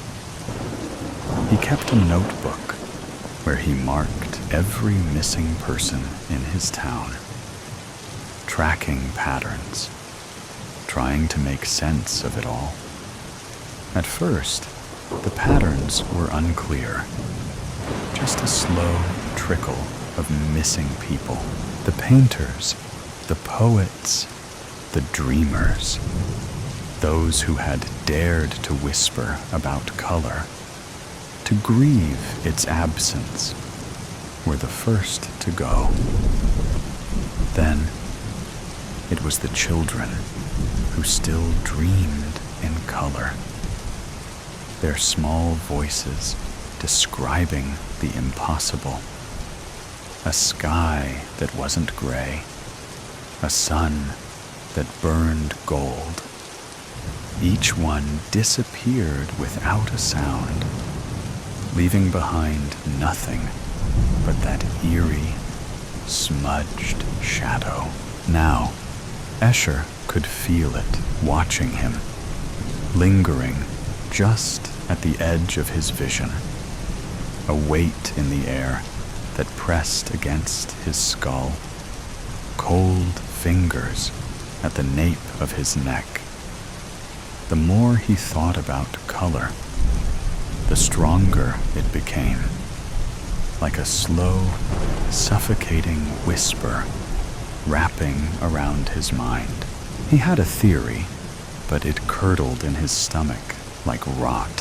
What if whatever took the color away was still here? And what if it didn't want anyone to remember what had been lost? Escher kept his theory to himself. He had seen too many people vanish after speaking too freely. But in the quiet of his apartment, under a single flickering bulb, he scrawled his thoughts into his notebook, pressing the pencil so hard against the paper that the tip snapped. That night, sleep came in restless waves. Dreams of golden sunrise, of green forests and sapphire oceans, flickered behind his closed eyelids. Something else lurked there too, a whispering void pressing at the edges of his vision, a presence that noticed him. He woke with a start, heart pounding. The bulb above him flickered more erratically now, casting sharp, jumping shadows across the walls. Then he saw it, a smudge, one of those gray stains on the floor near his desk. It hadn't been there before. It looked like the others, the ones left behind by the vanished. But he was still here. Escher reached out a shaking hand, brushing his fingers over the smudge. Ice shot up his arm. His breath hitched, his vision wavered, and for a split second, he saw something, a figure, a shifting mass of darkness standing in the corner of his room, featureless, faceless, but watching him, waiting. The moment passed, and he yanked his hand away. The thing was gone, but he knew it had been real. He flipped open his notebook with trembling fingers. If he was right, he had limited time before it came for him. He needed answers. Somewhere out there, someone knew the truth. Someone who was still alive. Escher didn't sleep again that night.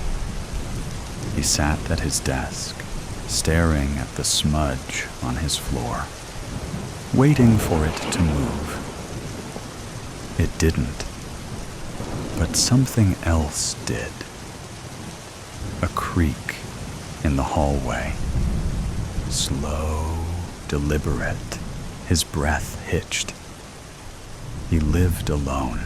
The sound came again, closer this time.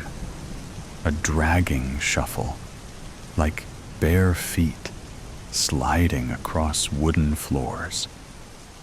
Escher reached for the nearest object, a rusted letter opener. Pathetic, but it was something. He moved toward the door, silent, his pulse slamming against his ribs. He pressed his ear against the wood. Nothing. Then a whisper. Not words, just a sound. Something wrong. Like wind whistling through hollow bones. Escher yanked the door open. The hallway was empty, but the walls weren't. Long, uneven handprints streaked the wallpaper, dragging downward, as if something had clawed its way along. The air was thick, pressing, like he had stepped into a vacuum where sound and light had begun to fold in on themselves. Then he noticed the door at the end of the hall. Apartment 203. No one had lived there for months, but now it was open. A sliver of darkness yawned beyond the threshold, impossibly black, deeper than shadow. Something was inside, watching, waiting. Fingers slowly emerged from the darkness, wrapping around the edge of the door, not quite human. Too long, too thin, curling around the edge of the door. The skin wasn't just gray. It was wrong, shifting like static, like it wasn't fully real. The fingers twitched. Escher bolted. He didn't stop until he was outside, breath steaming in the cold air. The city was dead silent, buildings looming in their gray-scale monotony. But something had changed. The streetlights flickered, and for the first time since the color vanished, Escher saw something new. In the distance, above the rooftops, high in the night sky, a single, pulsing red light, the first color he had seen in weeks. And deep in his gut, Escher knew. It was calling to him. He had two choices: run the other way and pretend he never saw the red light, or go to it. Every survival instinct screamed for the first option, but something deep inside, something primal, pulled him toward the second. It was the first color in a world that had been stripped bare. It was wrong, unnatural, but it was something. His feet were already moving. The city was eerily empty. Cars abandoned at intersections, their windshields coated in dust. Storefronts remained open, shelves half-stocked, as if people had simply walked away from their lives. The red light pulsed, steady and slow, coming from the tallest building in the city, the old communications tower. As Escher approached, he felt it before he heard it. A deep, low hum, subsonic, just beneath the range of hearing, but strong enough to feel in his bones. The street lights flickered in time with it. A shadow moved up ahead. Escher froze. A figure stood in the middle of the street, facing away. Motionless, the man, or what had been a man, wore a tattered suit. Its fabric faded to gray like everything else. Something was wrong with him. His arms hung too long at his sides, limp and lifeless. His head titled slightly, as if listening to something Escher couldn't hear. And then, slowly, the man's neck snapped back, bending at an impossible angle. His face, Escher sucked in a deep breath.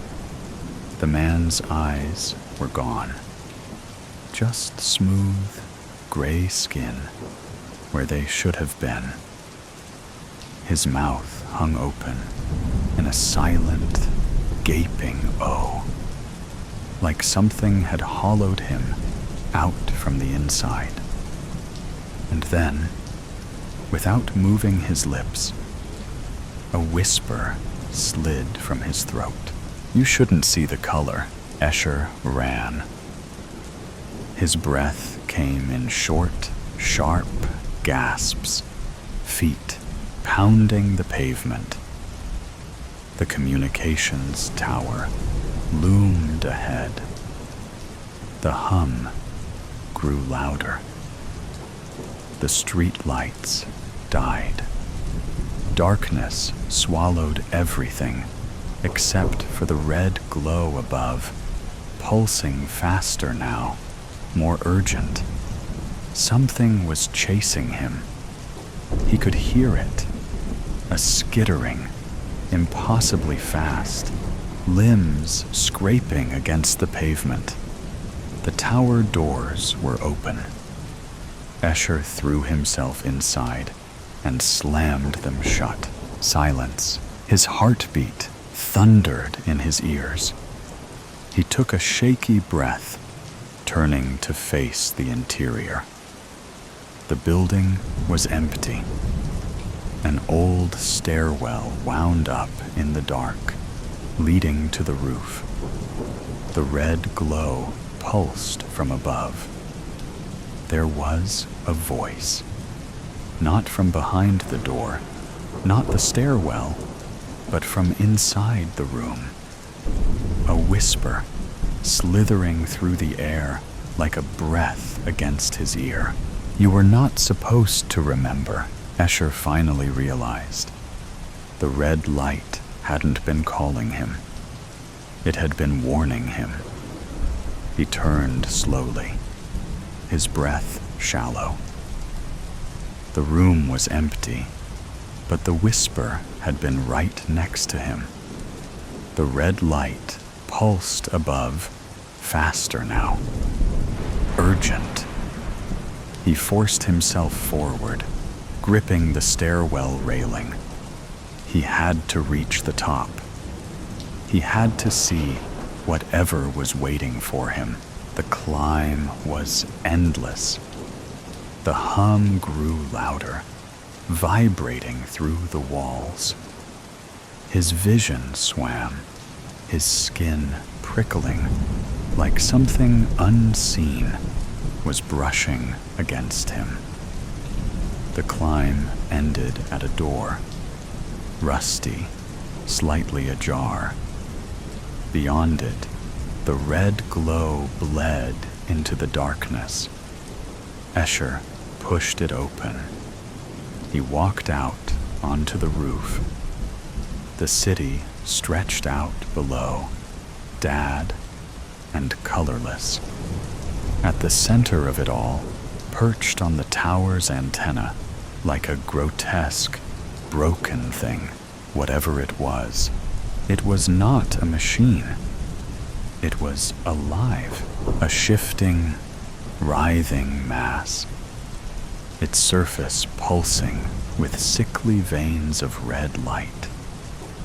It had no defined shape, no eyes or mouth, just an undulating, wet mass of twisting tendrils, each one ending in something horrifying. Faces, not full heads, just faces, half-formed, stretched, and distorting, mouths open in silent screams. They flickered in and out of existence, as if trapped. Escher knew, deep in his bones, these were the ones who had vanished. Not erased, not destroyed, absorbed. His stomach twisted, and his knees nearly gave out. The red light flared, and suddenly he remembered. The color hadn't been taken. It had been consumed, and the thing was still hungry. A shadow loomed from behind him. Escher turned just in time to see the eyeless man from the street standing in the doorway. But he was different now. His face was melting, the edges smearing like wet charcoal, his features slipping away. The man took a step forward, then another, and with each step, his body blurred, losing detail. like he was being erased in real time. "Join us," the voices whispered. Escher staggered back. The fleshy mass of faces quivered, responding to the movement, its tendrils stretching toward him. The eyeless man, if he even was a man anymore, took another step forward. His form blurred, warping like wet ink, his face melting away completely. Escher tried to run, but something grabbed his ankle. Ice shot up his leg as a tendril snaked up his calf. It wasn't solid, not exactly. It was like touching static, buzzing, shifting, eating away at him the moment it made contact. A dark gray substance was oozing out of his skin like ink in water. He kicked, thrashed, clawed at the rooftop, but it was pulling him in. More tendrils lashed out, latching onto his arm, his torso, his face, cold, deep, endless. His vision swam. Shadows moved at the edges of his sight. His skin tingled as something deeper than pain rippled through him, like he was being unraveled. The voices rose in a distorted, guttural chorus. "Join us," Escher gasped. And for the briefest moment, he saw everything. Not just the city, not just the rooftop. Beyond, the world before color disappeared, and the thing that had come before that, something vast, endless, watching, waiting.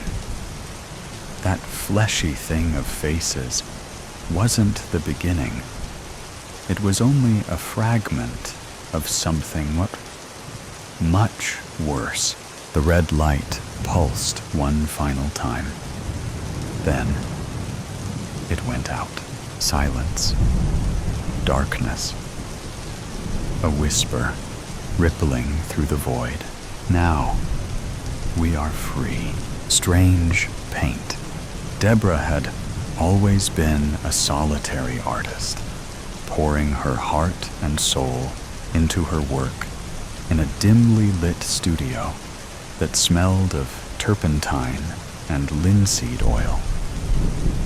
Her latest masterpiece was a vibrant canvas depicting a mystical forest, alive with creatures that seemed to shimmer and dance under the flickering light of a nearby candle.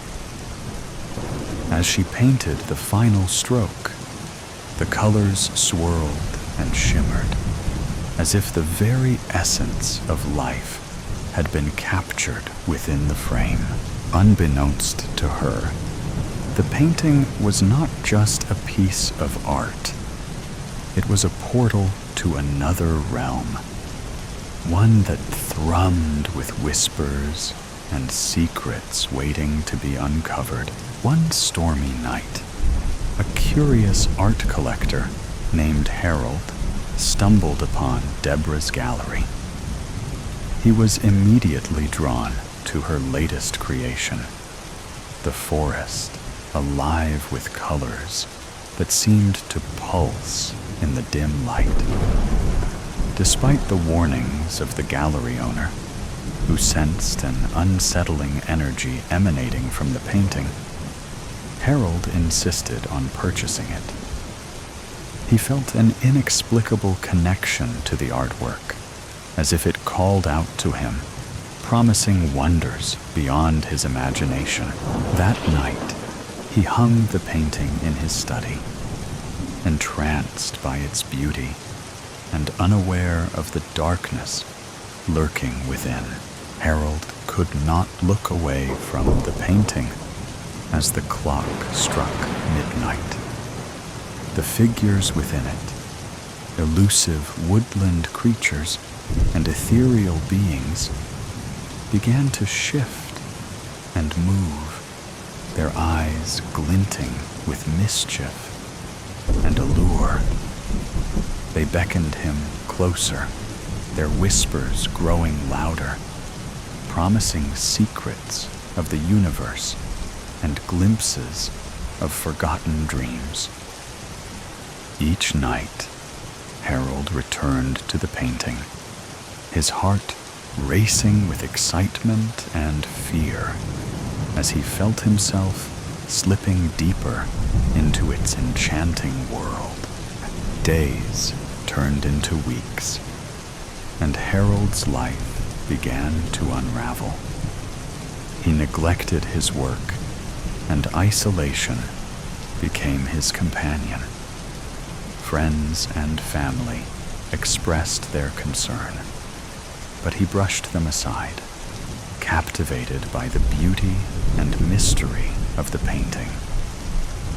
In the quiet hours of the night, he would sit before the canvas, losing track of time as the figures danced and twirled, drawing him into their virulent realm where reality blurred into fantasy.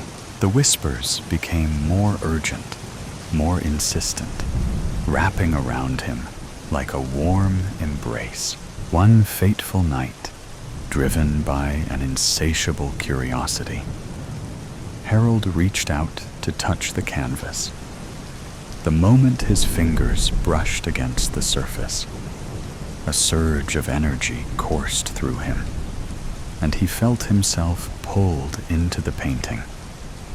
The colors enveloped him, swirling around him like a tempest, and in an instant, he was no longer in his study, but standing in the very heart of the enchanted forest. The creatures surrounded him, their laughter echoing like chimes in the wind, and he felt a sense of belonging that he had never known before. As days turned into nights in this new reality, Harold became a part of the painting, a mere shadow of his former self. He danced with the creatures, forgetting the life he had left behind, lost in a world where time held no meaning. Yet, deep within him, a flicker of awareness remained, a whisper of the life he had abandoned. The forest, once a place of wonder, transformed into a labyrinth of shadows, and the creatures he had once adored began to reveal their true nature, deceptive and sinister. In the end, Harold understood too late that the enchanting world of Deborah's painting was a trap, a seductive illusion that fed on his very essence. As he stood among the figures, now twisted and grotesque, he realized he had become one of them, a mere echo of a man who had once been alive. The painting hung in his study, a beautiful facade hiding the darkness within, whispering secrets to anyone who dared to gaze upon it, inviting them to join him in the eternal dance of despair. One rainy afternoon, a friend of Harold's, Claire, knocked on the door of his house. She had grown increasingly worried about him since he had purchased the painting. Harold hadn't returned her calls in weeks, and she felt an unsettling urgency to check on him in person.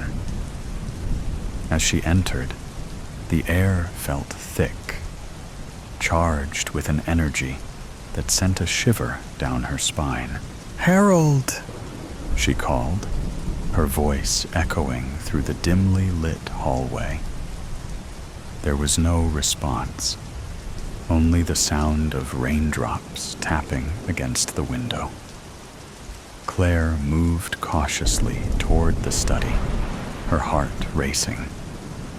The door creaked open, revealing the painting that had captivated Harold's very soul. She gasped as she stepped inside, the vibrant colors of the forest contrasting sharply with the shadows that loomed over the room. The painting seemed to pulse with life as Claire approached it, and she felt an inexplicable pull, as if the figures within were beckoning her to join them. But something was off.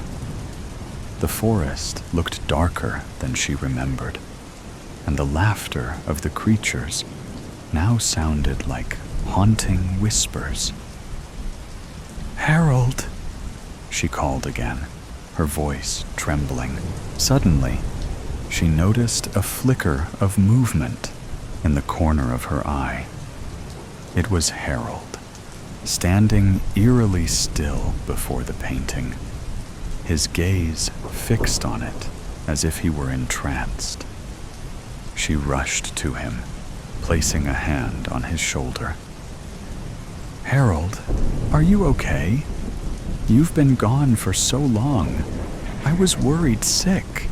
His head slowly turned to her, but his eyes were vacant, as if he were staring through her rather than at her. "Claire," he murmured, his voice distant. "You have to see. It's beautiful here. You can join me. We can be free." Fear gripped Claire as she looked back at the painting, where the creatures now gazed hungrily at her, their smiles widening. "Harold, this isn't right. You need to come back with me," she pleaded, shaking him gently, but he shook his head, a hint of desperation flickering in his eyes. "You don't understand. This is where I belong now. The forest. It holds everything I've ever wanted. You can't leave it. You have to stay." His voice grew softer, almost pleading.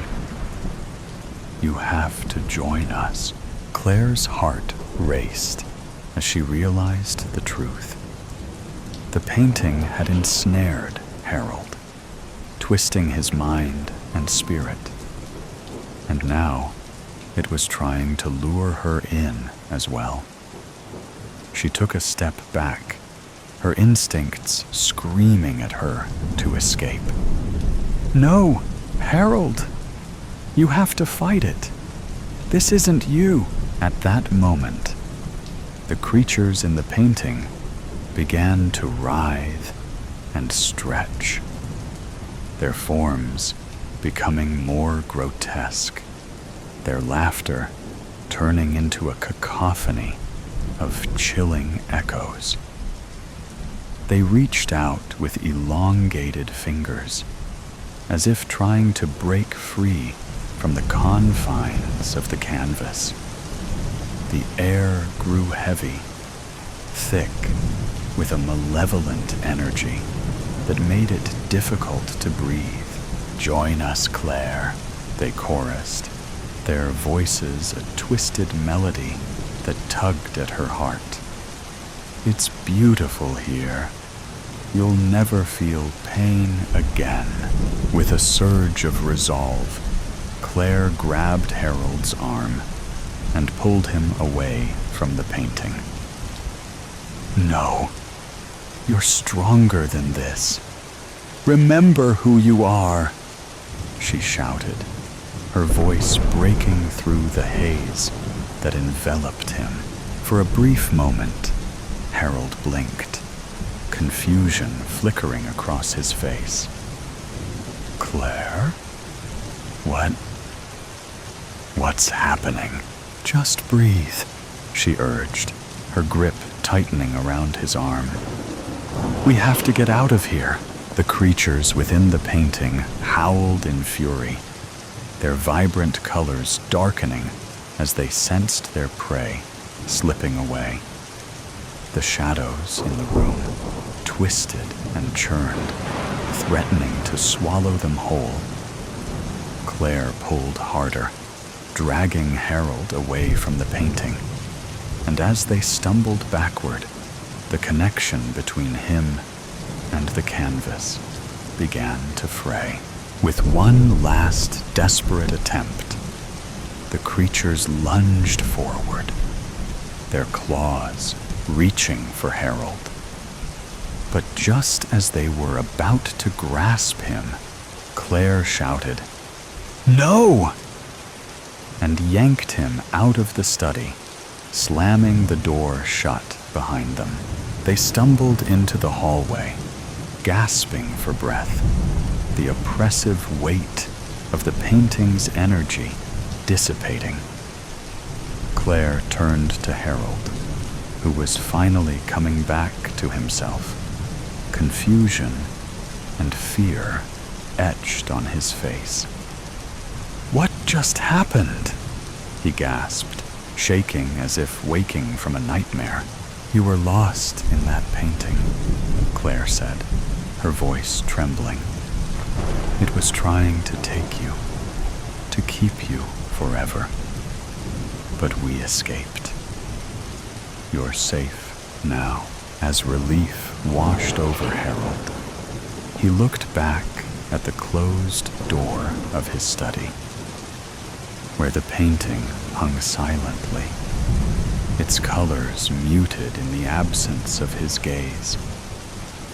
"I didn't realize. I thought I was free." Claire placed a comforting hand on his shoulder. "You were caught in its spell, but you're stronger than it.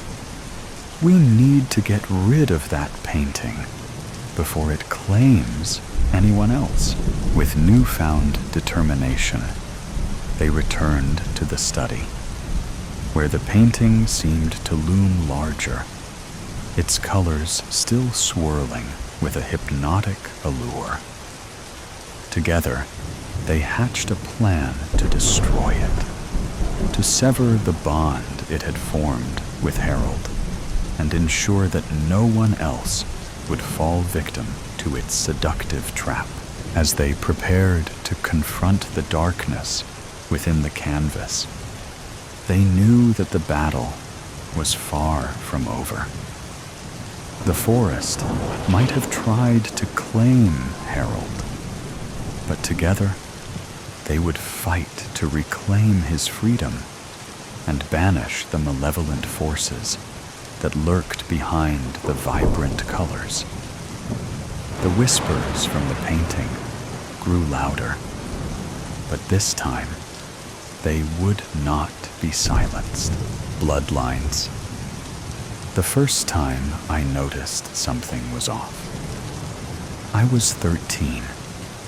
It was a school night, and I got out of bed late in the night to sneak a soda from the fridge. The house was silent, except for the low hum of the television in the living room. It was unusual for anyone to be up this late. My dad sat in his chair with the light off, watching the late news. The headline at the bottom read, "The Nightshade Killer Strikes Again. 15 victims confirmed." I watched silently for a moment while the reporter talked about a lack of clues and how the police seemed to be baffled. I remember the way my father's lip twitched as he sipped his whiskey, almost like a smirk.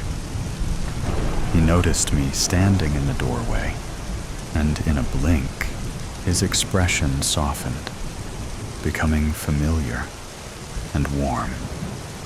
"Hey, champ, can't sleep?" he asked as he muted the TV and rose from his seat.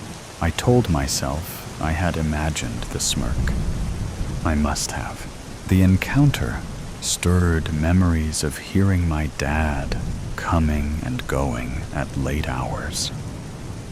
How closed off he could be at times, and how he would sidestep Mom's questions of where he was going and who he was with when they fought behind closed doors, thinking I couldn't hear. He was hiding something. A few weeks later, they had a huge fight. Mom accused Dad of having an affair, which he denied. Mom and I ended up leaving for a few months that summer to stay with my grandparents. Dad eventually convinced Mom he was not having any affairs, that his problem was with gambling, and he was getting help. I'm not sure if Mom totally believed him, but we did move back home, and things did seem to get better.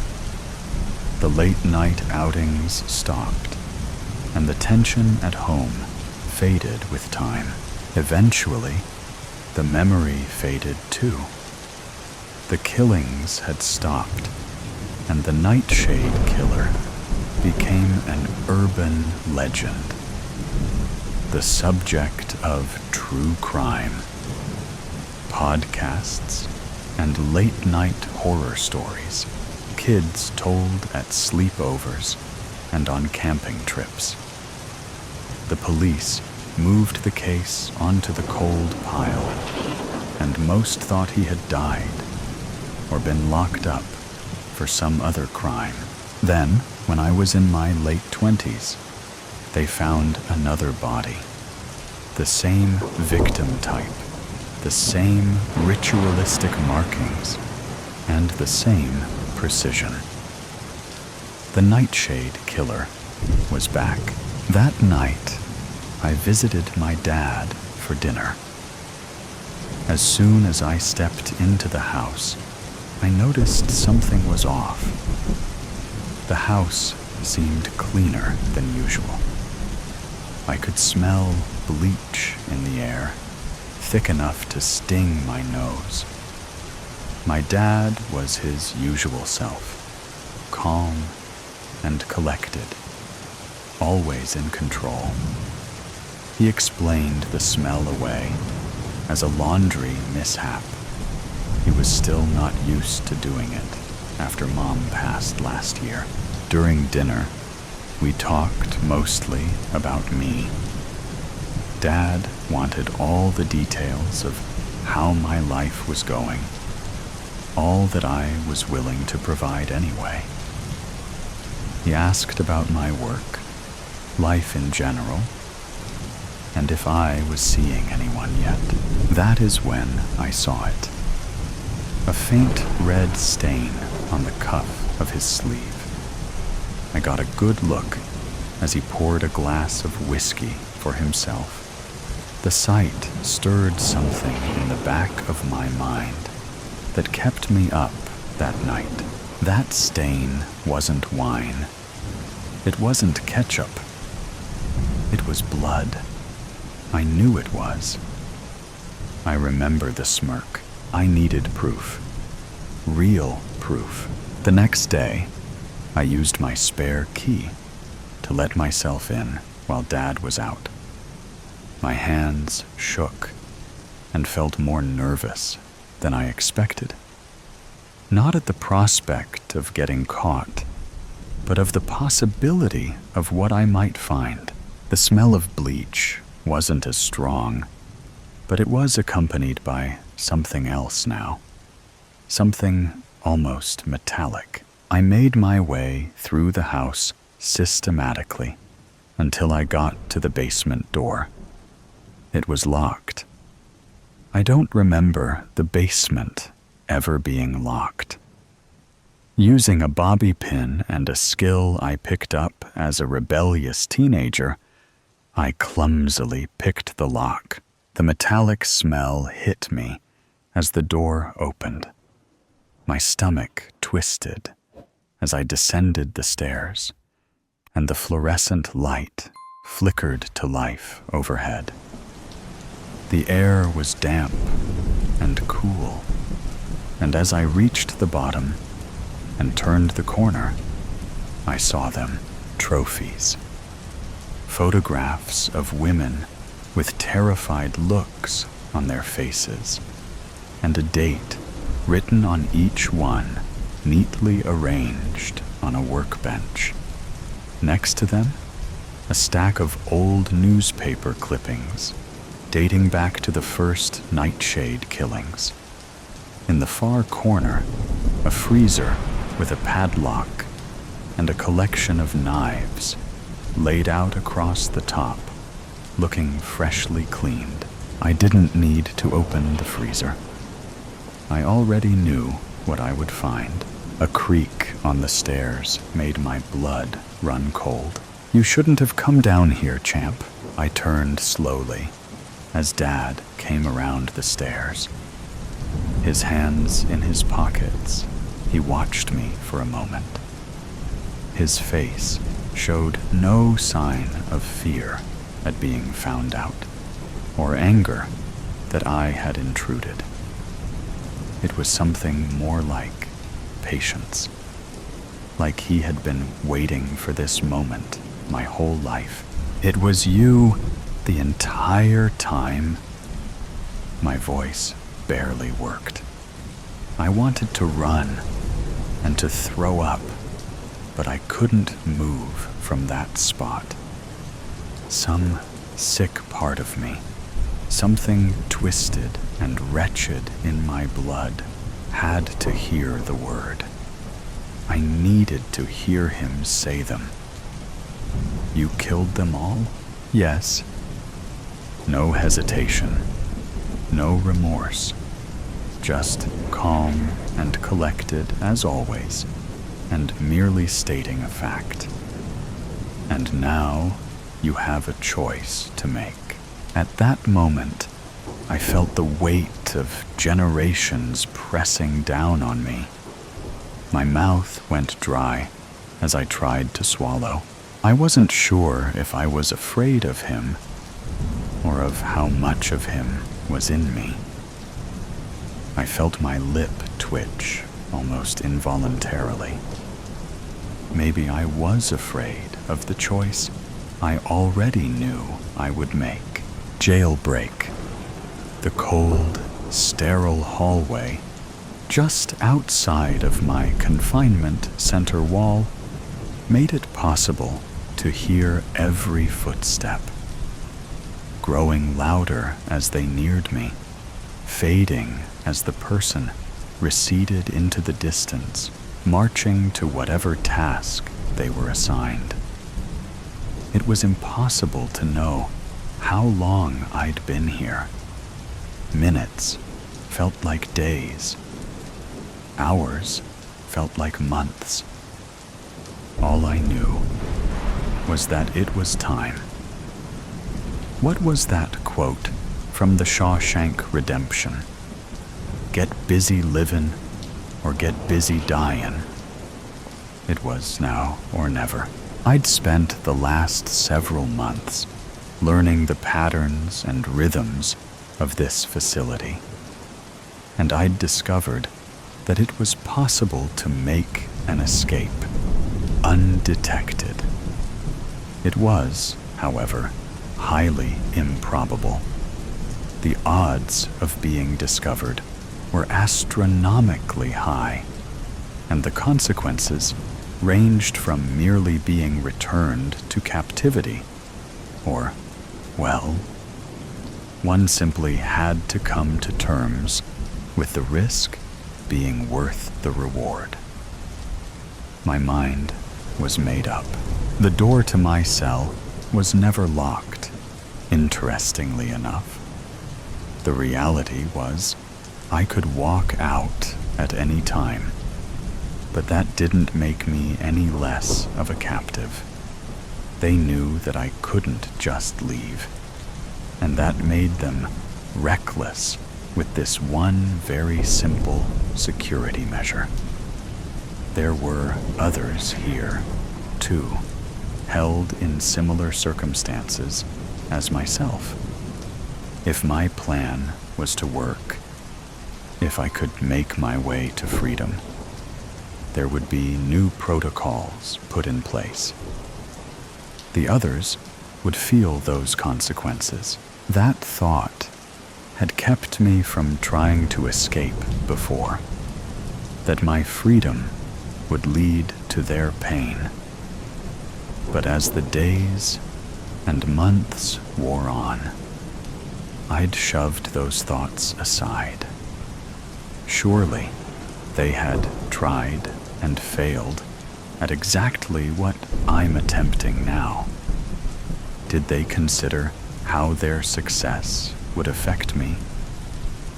I strongly doubted it. It was every man for himself in here, despite the words I'd heard time and time again as the guards and wardens walked past my cage. Sunlight flooded through the one small window behind me. It seemed as though it had been weeks of gray skies. The warmth on my skin was all the encouragement that I needed. It was now or never. I listened for the sound of 2 sets of footsteps coming down the hallway. This pair always made their way along the corridor at the same time every day, always together. After them, there would be 2 more, but this time in singles, a few minutes apart. Then it would be time. They all needed to see me, to know I was still here. Their complacency must remain intact for my plan to succeed.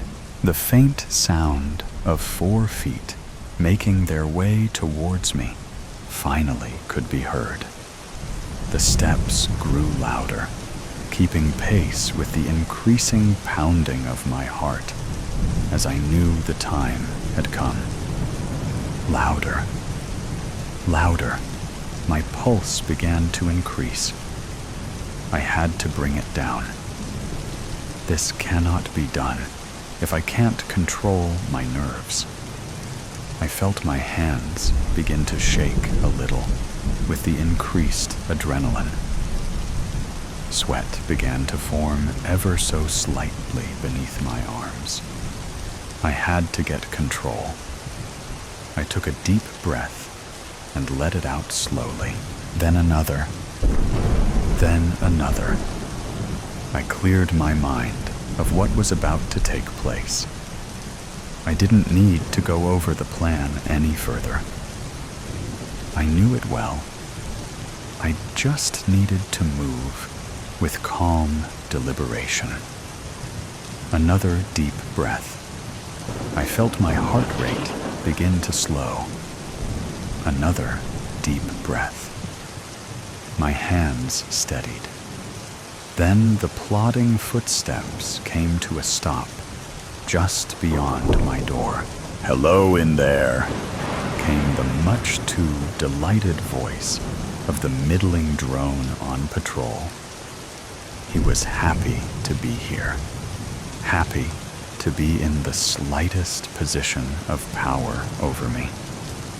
Had a few things gone differently, maybe it would be me out there and him in here. I like to think that I'm better than him, though. I'd help with someone's escape plan if I was alerted to it, not ratted out. Or, at the very least, I'd look the other way, but not him. No, he derives meaning from this tiny amount of authority. I won't give him the satisfaction of getting even a hint of what I'm about to do. "Hello, sir," I reply back, attempting to soften the terseness that I want to convey. The woman who patrols with him never acknowledges me. I can tell she believes he should be more dismissive of me, that he should use whatever mediocre power he has to diminish my existence even further. Nice to see the sun shining again, isn't it? It is. Hopefully, you'll get to enjoy it fully soon. I know I will. I continued to myself. Perhaps, but my shift does run pretty late into the day, so maybe another time. The woman sighed with impatience. Well, I should carry on. See you on the next pass. Yes, on the next pass. Good day, sir.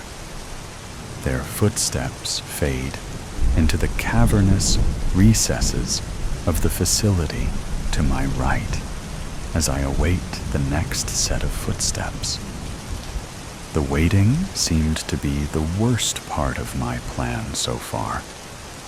It gave my heart too much time to become anxious, so I tried to occupy my mind with thoughts of how the woman would berate the man if my actions were ever discovered, particularly if it became known that mere minutes after they'd passed, I'd made my move.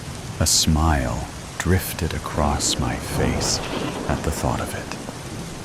She clearly had some type of authority over him, but I knew for certain it wasn't in rank. Perhaps it was in that same way that many women had authority over many men throughout all of time. The issues that my leaving will cause him, the erosion of his pathetic authority, brought a great joy to me that steeled my nerves for my next encounter. I heard the clicking of heels echoing in my ears, and I braced myself for another interrogation. This time, however, there was only a slight pause, and then hurried footsteps away down the hall. I heard a slight commotion and some raised voices, an uncommon occurrence that I hoped would resolve itself quickly. I strained to listen, to determine if this new development would derail my escape before it had even truly begun. "It's not what you think. Please. I just needed..." "You needed what?" It was the man who had just stopped and spoke to me. He must have backtracked and surprised the poor guy, who clearly had the same thoughts of freedom as me. Why did he choose to go now? The timing was way off for any chance of success. Pathetic fool. I cursed him under my breath, because now they'd be on high alert, if they weren't already. Back in your cell. You don't come out until we say you can come out. I thought that was clear, but please, tell me if I need to make it more so. Do you want me to do that? No, sir. That won't be necessary. I'll have to report this, you know? You brought this on yourself. Perhaps the officers will have mercy. But it's really out of my hands. The silence that followed must have been the poor soul's sad acceptance of his fate. Finally, I heard everyone continue on their way, and I listened for the steps that would signal the beginning of my mission. I said a quick prayer that my outcome would not be the same as the one I'd just witnessed while the third patrol made its way to me. "Hello in there," came the petite voice of a woman nearing 60 years old, if she was a day. She really couldn't prevent anyone from leaving on her own. But that was just as true of the others who passed by here. Their abilities relied completely on their willingness to report to those who could act. Dodging detection by these tattletales was the only path to a successful jailbreak. "Hello, ma'am," I replied back, hoping I concealed my utter disdain. "Calling me ma'am is unnecessary, but even more, it is unwanted. You make me feel old." "My apologies. Nice to see the sun out again, isn't it?" She examined me as she asked the question. It was not small talk. She was searching me. "Yes, it is. It's been a while. Hopefully, you'll get out to enjoy it." My heart rate began to rise slightly as I replied. Her eyes pierced into mine as I took slow, deliberate breaths to calm myself. I can't imagine I appeared nonchalant, but hopefully, at the very least, I wasn't giving away my intentions. "Well, I have a long day here, so it's hard to say," she said at last. My heart beat began to return to normal. "See you on the next pass." "Yes, on the next pass." "Good day, ma." I caught myself before the word fully formed. "Good day, miss." She smiled at that, turned, and began to slowly walk toward my right, just as the others had.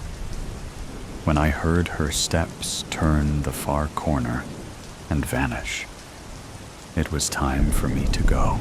I stepped out slowly, looking both ways.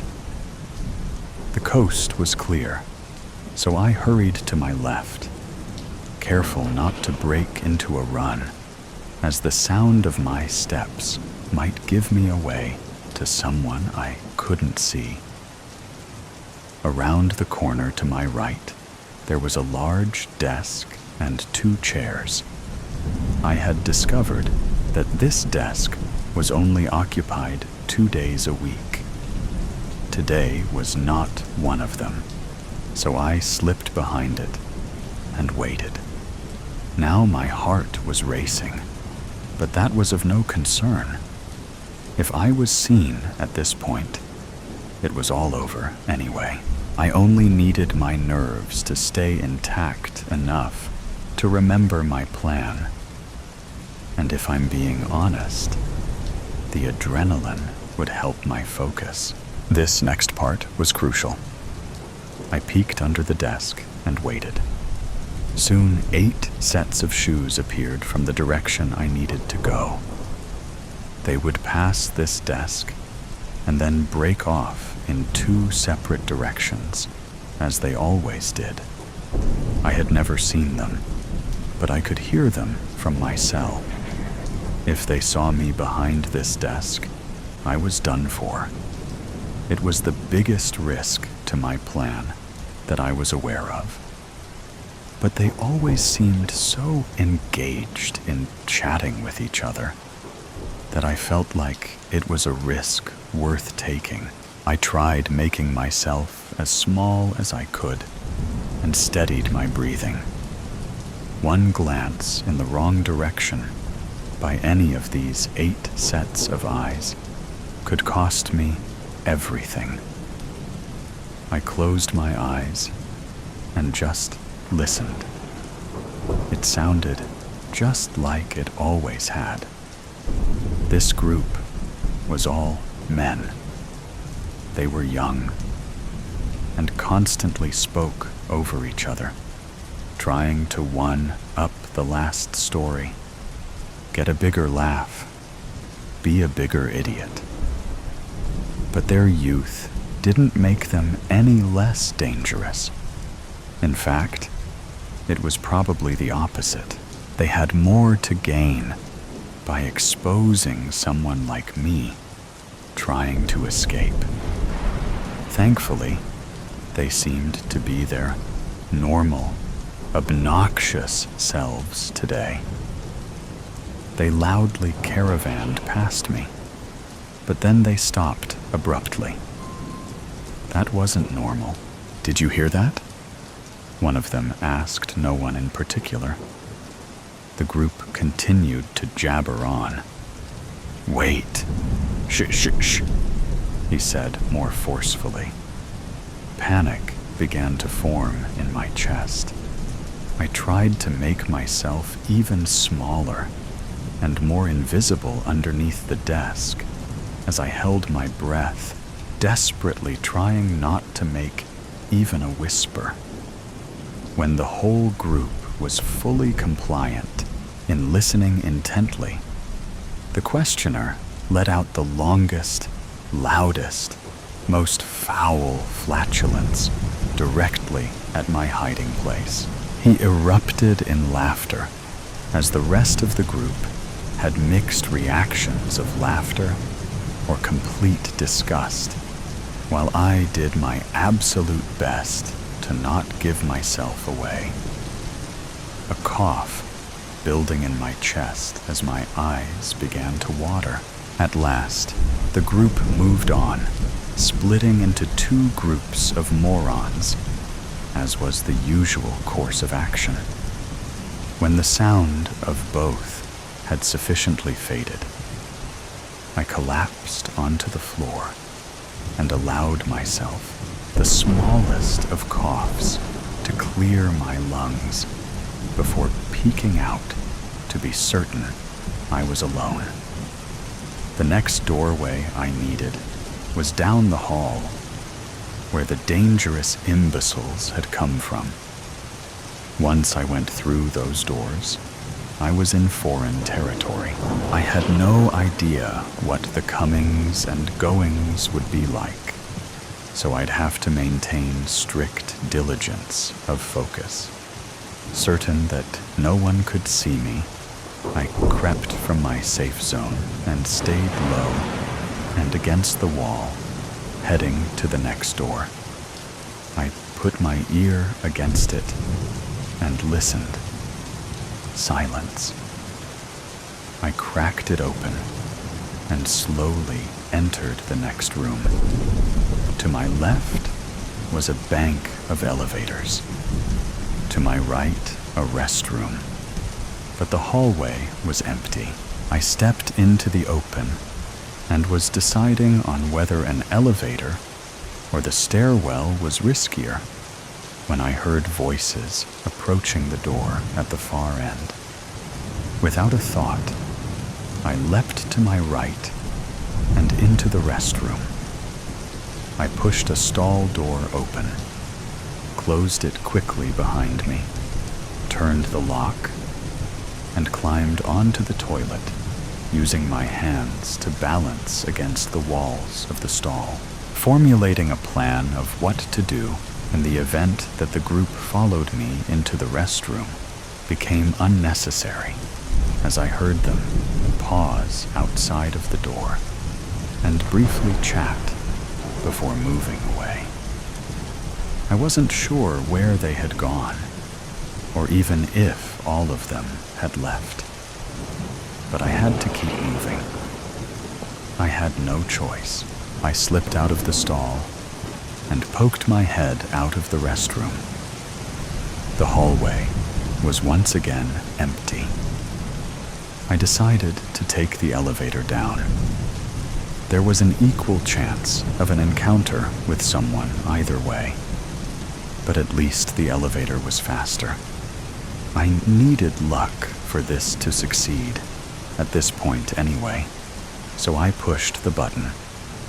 The cables and gears of the elevator working sounded as though they were beckoning the whole building to to take notice of the fugitive awaiting the doors to open. It felt like days passed. But finally, the elevator arrived. I was prepared to flee to my restroom of refuge if someone was in the car. But fate shined on me and I stepped inside and pushed the fear of having nowhere to run deep inside as the doors closed in front of me. I had to get down 4 floors. If I could do that, I would be able to taste freedom. To this point, my vanishing act seemed to have gone unnoticed. I heard no alarms. No one seemed to be chasing me. The doors opened on the ground floor, and I stepped tentatively out, checking both directions. The lobby that the lift exited to was empty, aside from a few chairs and one low table. There was one guard station I had to get past, and then I simply needed to keep moving, far away from this place. The guard's head was down, distracted by whatever was keeping him glued to his phone. He didn't know me. I could simply walk past him, but even that seemed like a risk. It was not the time to get sloppy. Hugging the wall, I walked closer to the officer until I felt I had no choice but to crouch down. I still needed to move quickly in case anyone from the 4th floor found their way down here. But I'd have to do it from the ground. I laid flat and began to army crawl along the edge of the guard station's massive marble desk. When I'd reached the other side, I edged close to the wall again and inched my way to a standing position and began to walk. "Sir! Hey! Mister! Hey!" Panic. The guard must have finished his TV show at the worst possible time. I glanced back to see him getting out of his seat and coming my way. "Sir, you have to come back. Sir, you can't leave." Bet. I erupted into a sprint down the long hallway with windows on both sides. If anyone from the 4th floor could see me, it was all over. You have to sign out. You can't just leave. Sign out? No way. The guard was gaining on me. He was fast, not like one of those lazy guards you'd see on TV who'd rather eat a donut than do a push-up. He was going to catch me before I could get off the grounds. It was over. I blasted through the door to the outside world and took the steps down 3 at a time. I heard the guard right behind me, closing in fast, just as a car pulled up and screeched to a stop. The door flung open. "Get in." I didn't stop to think. I jumped in and was closing the door as the car began to speed away. I glanced back to see the guard cursing and throwing his hands in the air before I turned to the driver. "Perfect timing," I grinned. "I wasn't sure if you could make it. You have your clubs? Matt's got 'em. He said he'd meet us there. So your boss let you go?"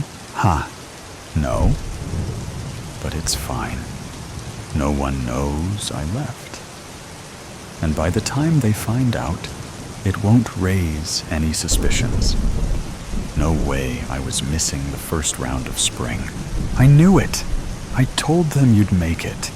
You just won me $20. Glad I could help you out. Buy me a beer at the turn. Now step on it. I want to putt a few before we have to tee off. When the world went gray. Prologue. Joy. Happiness. Life. Creation. The spark of beginning.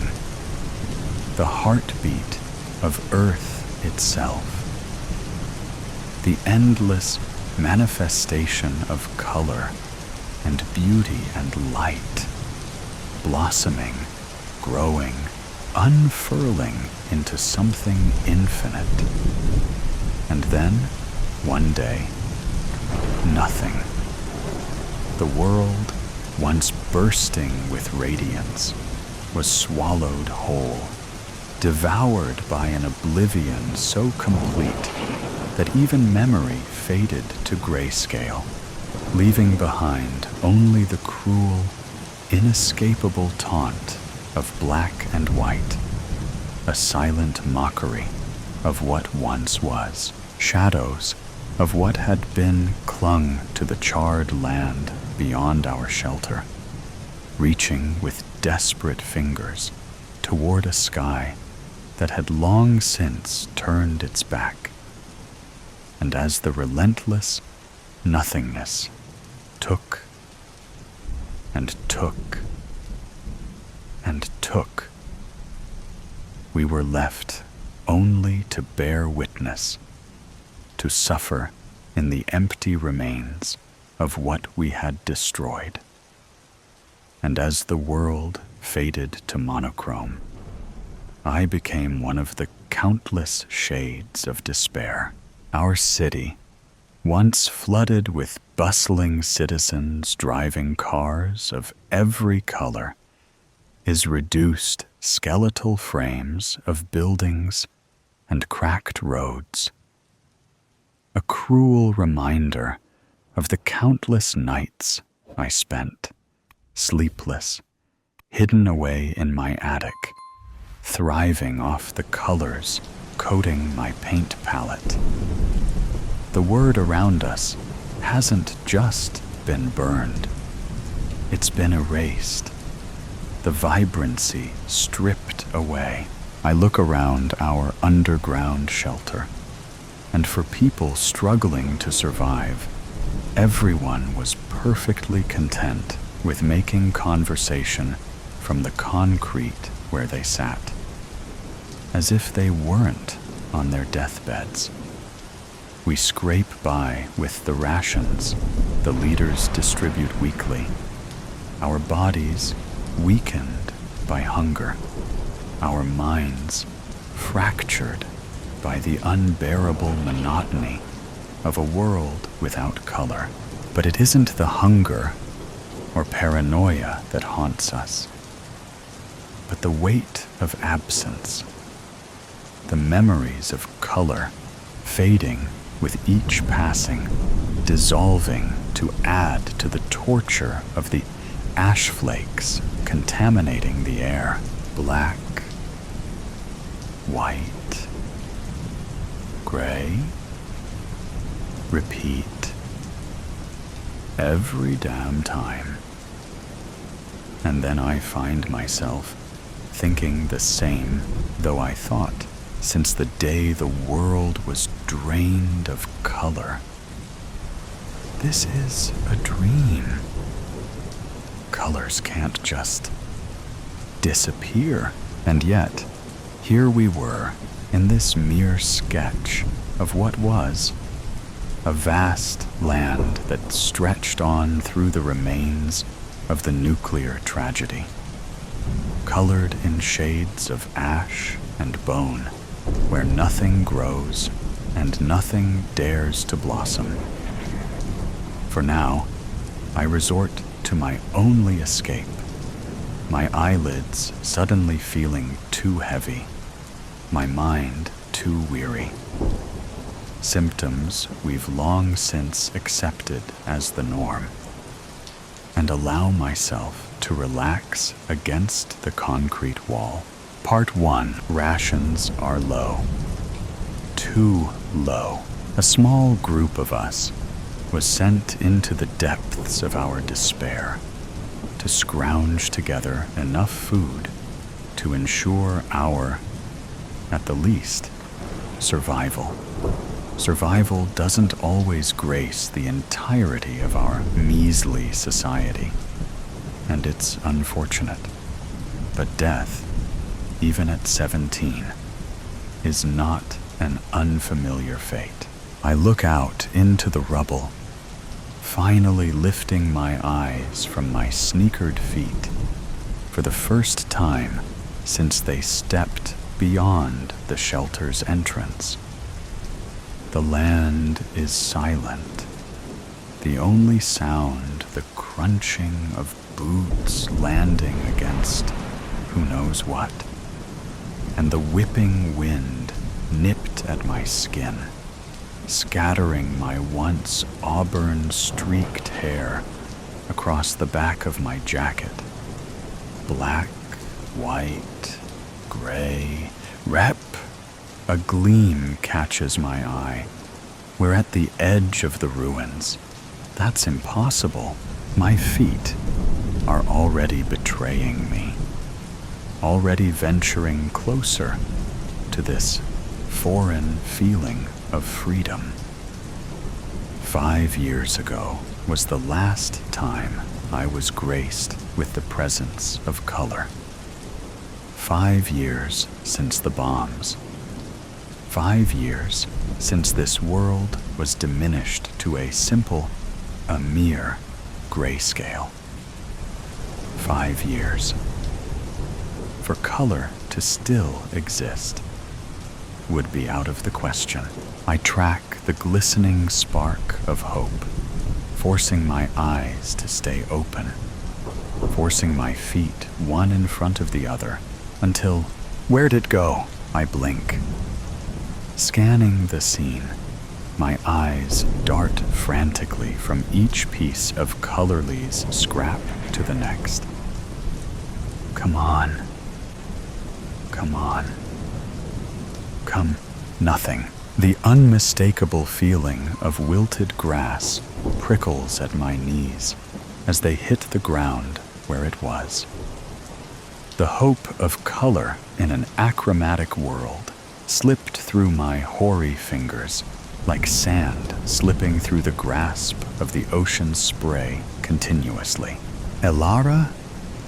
Sienna, one of the other young scavengers asked, kneeling down in front of me. You okay? I blink back tears I didn't know were welling, forcing composure I don't have, even as I feel the feather-light touch of Sienna's hand on my shoulder. I know I can tell Sienna the truth. She did take me in after the bombs killed my parents, but to burden her would be to break myself in the process. Yeah, my voice is breathy, as if I'm questioning my own answer, while letting the first one that comes to mind slip past my lips. If anyone is going to believe me, it's going to be her. She is the only family I have left, after all. I thought I saw color. Sienna's muted, but still striking. Once blue eyes go wide, clawing to clench onto the sliver of hope and clinging onto it like a lifeline. Anything, everything. She leans closer, the shoulder-length, ashy hue filling her head, now slipping past her ear. If anyone can find it, it's you. She said it like it was the easiest thing in the world, but that was just the way Sienna made everything seem. Easy. like it wasn't the sight, reignites a desperate hope, a longing to believe that life, in its fullest form, is not truly gone. Part 2. I can't pretend like it didn't happen. I can't unsee it. I know it's risky. I know there are people here who need every last bit of help they can get. But if there's a better, beautifully vivid world out there, inching to be found, it needs to be found. So here I am, in the thick, inky embrace of the dead of night, my fingers curling tightly around the worn, chilled rungs of the ladder that stretches upward like a fragile, rust-bitten bridge to a world I have long since sworn, with every fiber of my being, to unravel, to tear apart piece by piece, if that's what it takes, all in pursuit of that elusive, flickering glint, something small, something distant, something that once dared to catch and hold the fleeting light of a bleached and weary sun. Because if there is one truth I refuse to let slip through the cracks of time, it is that color, in all its wild, untamed brilliance, is not just an indulgence, not merely an ornament to be admired from afar, but a necessity, a lifeblood that the world not only craves, but deserves to be drenched in, to be wholly consumed by. And if it is within my grasp to bring it back, to pry it from the hands of whatever force dares to smother it, then I will chase it, seize it, and deliver it without hesitation, no matter the cost. Singed, sealed, delivered. Address: a monochrome world once called Earth. Surrounded by rubble, I step out into the spotted sky and let the chill of a rare wind smack me right in the face. A stark contrast to the warmth seeping across my chest. I shake my head at myself and how I utterly disregarded the warnings of the other survivors, and so effortlessly snuck out of the security of our shelter into the wasteland. So eagerly, I glance around the land stretched out before me, waste crowding the ground and ashes polluting the air. And I swear the hues of gray, now illuminated by stars and a moon, that appeared as dots and a waning semicircle, were darker than black, everything meshing with the ink-stained sky. I will find it. I'll find it, if it kills me. I will. Then, just beyond the endless stretch of night, a shimmer, the faintest trace of warmth against the cold monotony. It's real, I murmur, though no one is around to overhear. It has to be. Part 3. I walk for hours, and it still feels like I've gone nowhere. I'm still surrounded by the gray void, still surrounded by remains of a better life, and still with the shimmering speck of hope before me, not stopping. The landscape is an endless graveyard of the past. Twisted steel, collapsed buildings, and roads that crack beneath my feet stretch on, like the bones of a forgotten civilization. Everything is still. No birds cry overhead. No wind whispers through trees. Because there are no trees left to whisper through. The silence is heavy, pressing against me like the weight of the sky itself. I huff, pressing my back against a crumbling door, not bothering to look at the house, but rather the swing set across the road, peering intently as it swings back and forth in the stillness of night, moved by something unseen.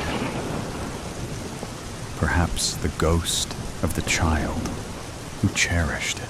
A sigh slips past my lips at the tempting offer of sleep, but refusing to give in quiet yet, I push my weight forward. My feet drag, weighing me down. Black, white, great repeat. It's infuriating that I can't close the distance between me and my last hope of color. My eyes snag on a reflection in the road. My pace quickens. My footfalls echo in the empty, colorless world as I near the glinting surface. A mirror, cracked, dirt-speckled, abandoned in the middle of the road, like it doesn't belong. Like nothing belongs, I slow, breathing hard. My reflection stares back at me, distorted by the fractures spider-webbing across the glass. The same dull world is behind me, the same lifeless sky above. But beneath me, just beyond the cracks, something else. Green, my breath catches.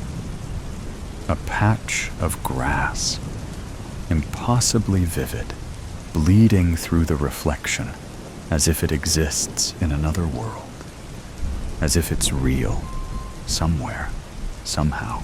I step forward, heart pounding, kneeling at the mirror's edge. My fingers hover over the glass. The colors look too bright, too alive, like they'd burn if I touched them. But I don't hesitate. I kick the mirror. It shatters under my heel with a sharp, crystalline crack. Splinters of glass scatter across the road, glinting like stars in the empty light. I brace myself for something, anything. A shift in the air, a tremor in the ground, a door opening where there was none before. But when I look down, the green is gone, just shards of broken glass, catching the darkened sky in their edges. Just my own reflection, fractured into 100 jagged pieces. I lurch forward, scraping at the road where the mirror used to be. Nothing. No hidden portal. No sliver of color left behind. My hands shake. Tears, clear wetness, drip down my cheeks in slowed fashion. My breathing comes in clipped gasps. I saw it. I know I did. The wind stirs, sending a few stray fragments skittering away. I watch them disappear down the road, swallowed by the nothingness stretching endlessly ahead. And then I keep walking, pushing harder, further, relentless. Part 4. I refuse to let myself stop. I won't. I can't. Not if I want any chance at finding the color I've recklessly craved. My eyes follow the path I left in the dust, the sun rising higher in the sky. And then, thunk, the ground hits me before I can brace for it. Pain shoots through my skull in sharp, electric volts. I glance up, dazed, and see the thick trunk of the tree I just slammed into, its rough bark pressing into my chest, pinning me to the earth. I wince, trying to push myself up, but my head swims with dizziness. The tree stands tall, towering over me like an ancient sentinel, its branches casting long shadows in the early morning light. I can feel its strength, as if it's mocking my weakness, daring me to rise again. I press my palms to the ground, leaves crunching beneath them, and accept this tree's challenge. The rough earth presses against my skin, grounding me in this moment, daring me to rise. A chill runs through my spine as I push myself up, dirt clinging to my fingertips. The air is thick, damp, charged with something unseen but undeniable. Prepared to confront the tree, I stand to my feet and ball my fists, the tension in my body coiling like a spring. I'm ready.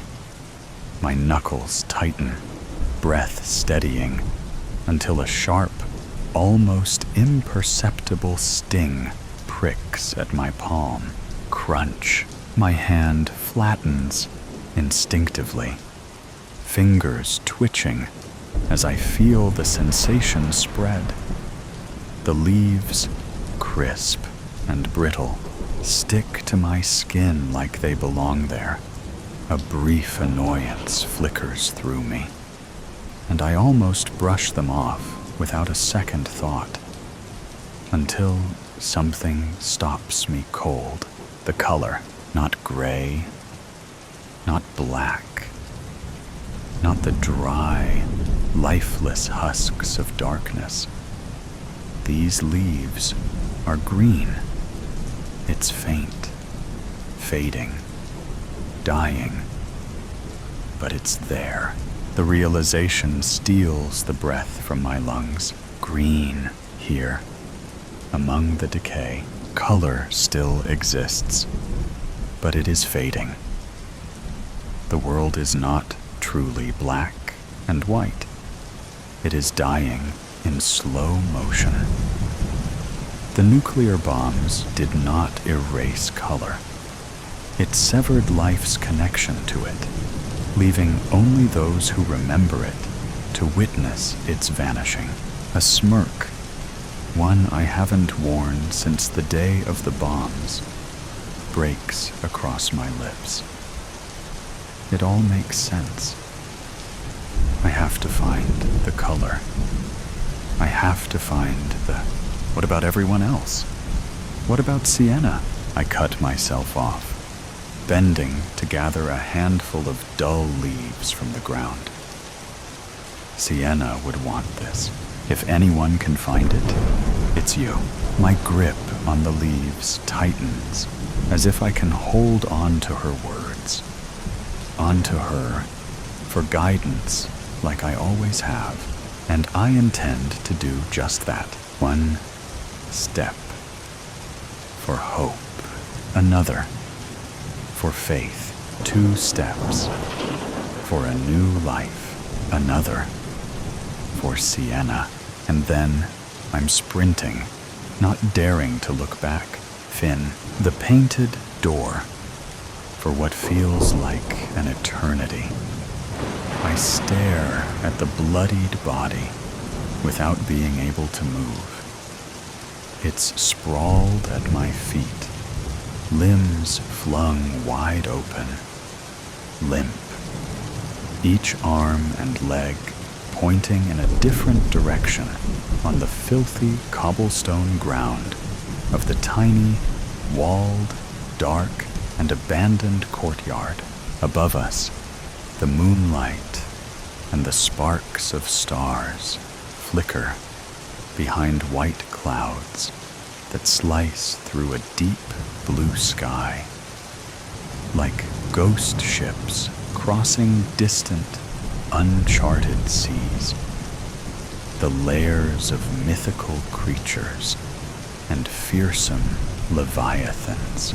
With my free hand, I grope blindly at my own stomach, applying pressure to the wounds, the deep cuts that tore through flesh and muscles during the fight. Warm, dark blood gushes between my fingers, trickling down my arm, soaking the inner sleeve of my shirt and jacket. A lantern shines through the fogged glass of a third-floor window in the adjacent building. I run and hide, crouching behind a bush. Clenching my teeth, I stifle a groan. "Who's there?" demands the gruff, weathered voice of an old man. Through the tangle of leaves, cloaked in shadows, I watch him. He wears a long, white cotton nightgown and a matching cap. One hand holds the open window, while the other grips the lit lantern. He squints and scans the courtyard, fixing his gaze on the body. Hey, you degenerate drunkard. Go die somewhere else, Satan. Shoo, shoo. He yells like this for a minute or two, then grunts, mutters a curse, shuts the window, and disappears along with the light inside the room. I lift my head and look around, peering through one of the gaps in the ancient stone wall into the street. Seeing no one, I seize the opportunity to leave the scene.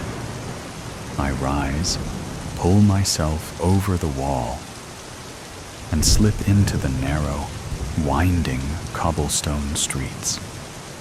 I try to move quickly, but quietly. I fail at both.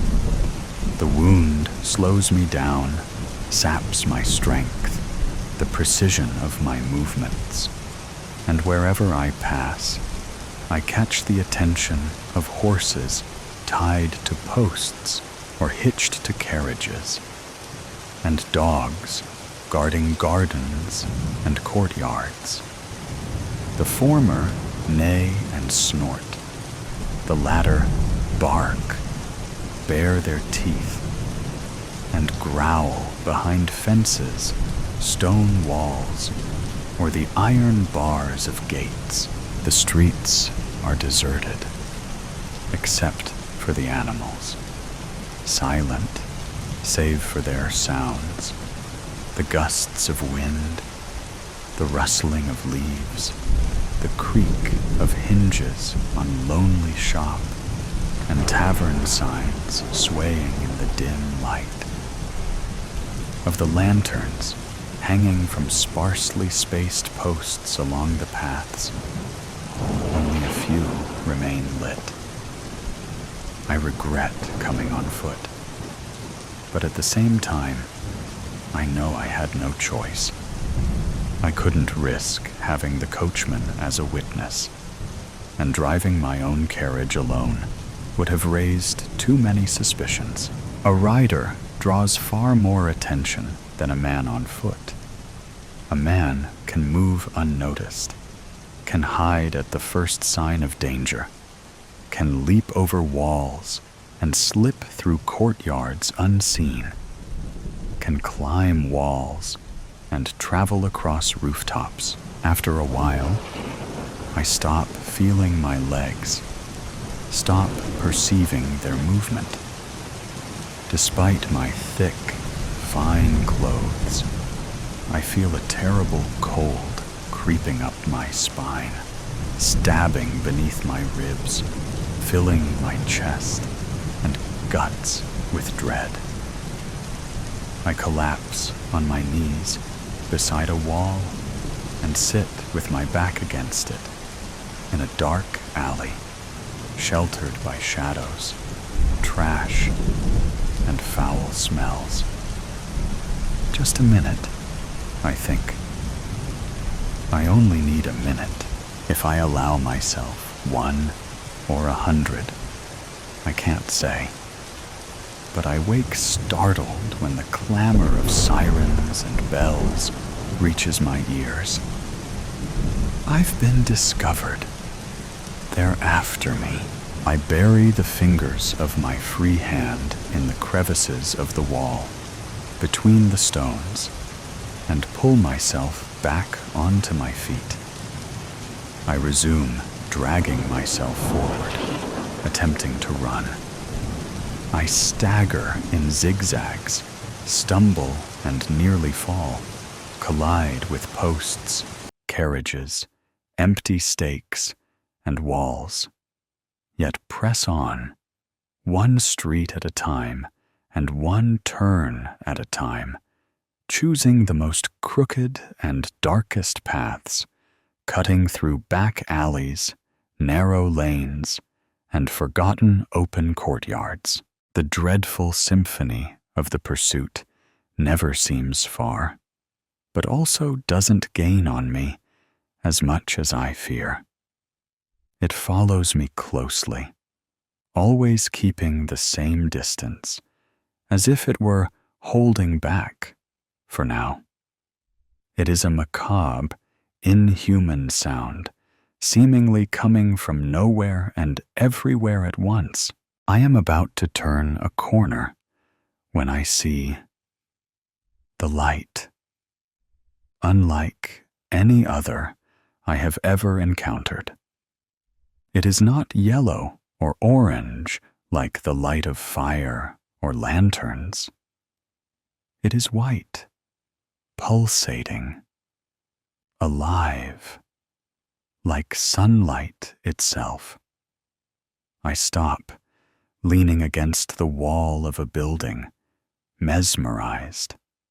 The light crawls over the cobblestones like a living thing, formless and boundless. As it approaches, the colors of the lanterns, the animals, the stones, the ground, the walls, everything it is about to touch, fade away. It is as if the light is absorbing these colors, transforming objects into pencil sketches on white paper, like the ones I make before transferring my drawings in color to the canvases that I exchange for prestige, privilege, and fortune. Then the light swallows them, sucks up the colorless drafts as well, consumes them as if it were an immense, infinite mouth. The mouth of God, reclaiming into cosmic oblivion the living and the dead of this world. Behind the blinding curtain, the world disappears, ceasing to exist in a way that defies both physics and human intellect. Slowly, the light moves forward, a white void, smooth and shapeless, transforming what once was into nothingness. It is at that moment that the bells and sirens grow louder and closer, unbearably near. I look around and then start running again. I cross the intersection, with the light devouring the finite world to my right, and follow the street perpendicular to its advance. In a desperate attempt to lose my pursuers, I turn corners at random, sometimes left, sometimes right, zigzagging northward. My twists and turns are not always aimless. At times, I am forced to turn here and there or backtrack when the wall of light appears just a few steps ahead of me, burning my eyes and rushing to envelop me. I shield my face behind my free hand and dive into the first available path to the right or left, or pivot on my heels and retrace my steps to the previous crossroads. Thus, I conquer the paved streets and the dirt roads, crossing the mile-long stretch that separates the town from my private hill and the mansion crowning it. I pass through the garden gates and rush to the front door. The guards and other staff still awake at this hour are startled, surrounding me, offering to help me walk, to carry me to a bed, a chair. They inquire about my injury, whether they should send a rider to fetch the physician from the village. I command them all to step back, to leave me alone, ordering that every door and window be sealed. For a brief moment, I work alongside them in this endeavor, but then I turn and make my way down the corridors to the bedroom. I kneel by the side of the massive canopy bed and touch Maria's warm face as she sleeps in peace and oblivion, undisturbed by the banging of doors, the shouted exchange of orders, or the music threatening to unravel my perfect world, the clamor of that million-strong chorus of sirens and bells. Gently, I wake her and help her to her feet. Quickly, my love, come with me. You must come with me, I whisper urgently, pulling her by the hand. She follows, trembling, crying, asking about all that blood, about the injuries, and the blood, the blood, the blood. So it was all over, then. Had I won? Were we finally free to live our love, no longer bound by escapes, lies, persecutions, or consequences? I pull her by the hand through the corridors to my studio. Along the way, I grab one of the lanterns hanging from rings fixed to the stone walls. I enter, pull her inside, and lock the door behind us. Frantically, I fly from one side of the room to the other, ensuring all other entrances and windows are shut as well. I move unsteadily, stumbling, pushing aside finished paintings, knocking over empty easels, unfinished canvases, and tables cluttered with papers, palettes, jars of paint, and brushes. Once convinced that every possible entry is sealed, I return to Maria, grasping her hand again, and lead her toward one of the walls.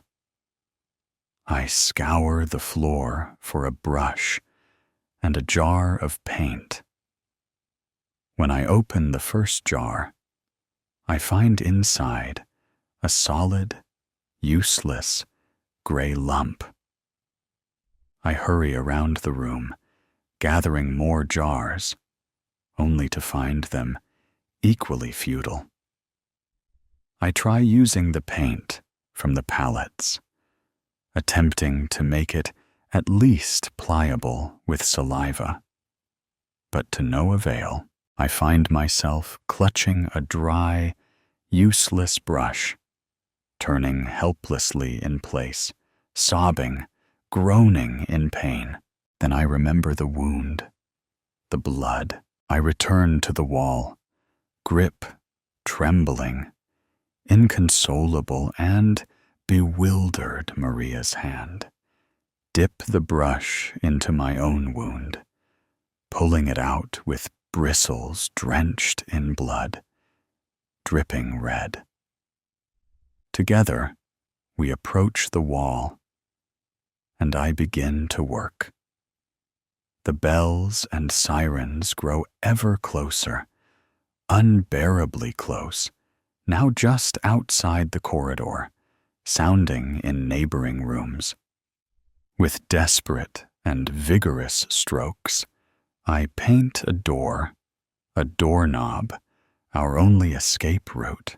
In my mind, I paint on the other side the perfect world, the perfect life, the happy ending we deserve. I squeeze Maria's hand a little tighter.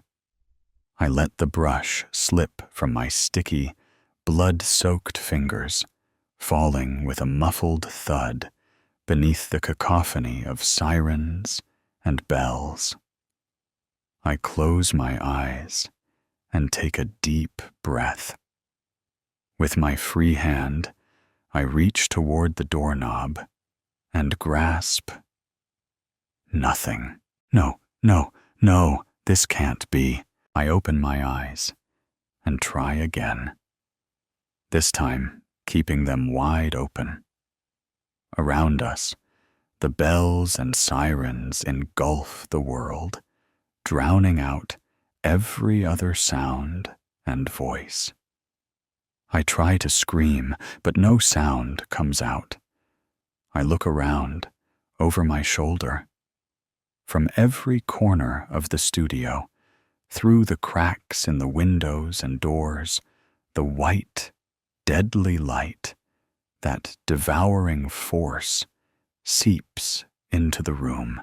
It stretches through gaps between boards and under the passages, swallowing colors, easels, brushes, canvases, and loose sheets of paper.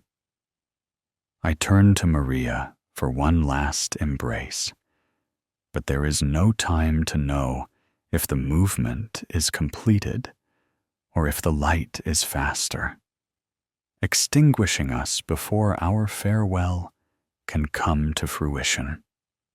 I wake up with my head pounding, the bells and sirens exploding within my temples, and then the music begins to make sense. It sounds familiar, and I realize it is not composed of actual bells or sirens. Blindly, I stretch my arm to the side, fumbling for my phone on the nightstand, and turn off the alarm. I squint at the blinding white light of the sun streaming through the window of my small room, at the foot of my bed.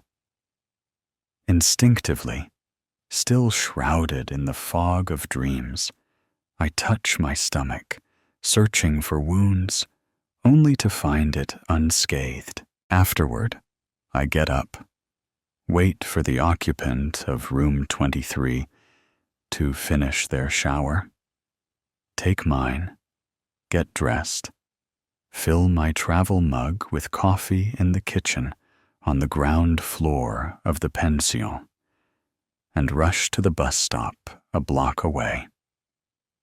Exactly at 7:45 a.m., I knock on the side door of the cafe where I work, located in the food court on the second floor of the Central Mall. William, the grumpy and bald manager, lets me in with a scowl and a grunt. I promptly put on my apron over my uniform, wear my cap, and take up my position. By 8:00 a.m., we are open and running full steam. At 8:17 a.m., Maria arrives. My sweet, small, slender, blonde, and gentle Maria with blue eyes. It's Thursday, and as usual, she is accompanied by her husband. He looks different in 21st century clothes, free of blood, with both eyes intact and without fatal gashes across his neck. They hold hands as they stand in line. At 8:22 a.m., they are in front of me, smiling and politely placing their order while they speak and smile, and I absent-mindedly jot down their requests. I see through the space between their bodies and heads, across the food court, into the art studio on the other side. At once, even from that distance, my eyes find the painting that captivated me 3 days ago. Among the dozens of canvases and easels displayed in the windows, a couple holding hands before a door painted on a wall. The man, clearly a celebrated artist from the 18th or 19th century, still clutching a brush wet with paint. And the door. That door. Ah, that door. And that freedom. And that door. And suddenly, they could go anywhere they wanted to, could love each other and be happy wherever they pleased, as much as their hearts desired, in any place they chose, and nothing else could follow them. Not through that door. Nothing beyond them would be able to cross it. Certainly, nothing bad or evil. I finish jotting down their order. We exchange pleasantries, and the couple turns their back on me. Maria turns her back on me, taking a seat at one of the tables with her husband. The two share a brief kiss, a tender smile. Clearing my throat, I call out in a loud and steady voice, "Next!" And the line moves, and life goes on around here. So today's story has come to an end. Or perhaps it never really ended. There are mysteries still there, questions still unanswered, and sometimes things that seem to only exist in stories can creep into reality in unexpected ways. Are you sure that when you turn off the sound, everything around you will still be normal as before? Or is there something watching you? Either way, always remember that these are just stories, or at least we want to believe that they are. If you like moments of suspense, tension, and breathlessness, don't forget to follow me so you don't miss the next stories. And next time, when you come back, make sure you are ready, because what awaits you may be even scarier than you thought. See you again if you still have the courage to continue listening.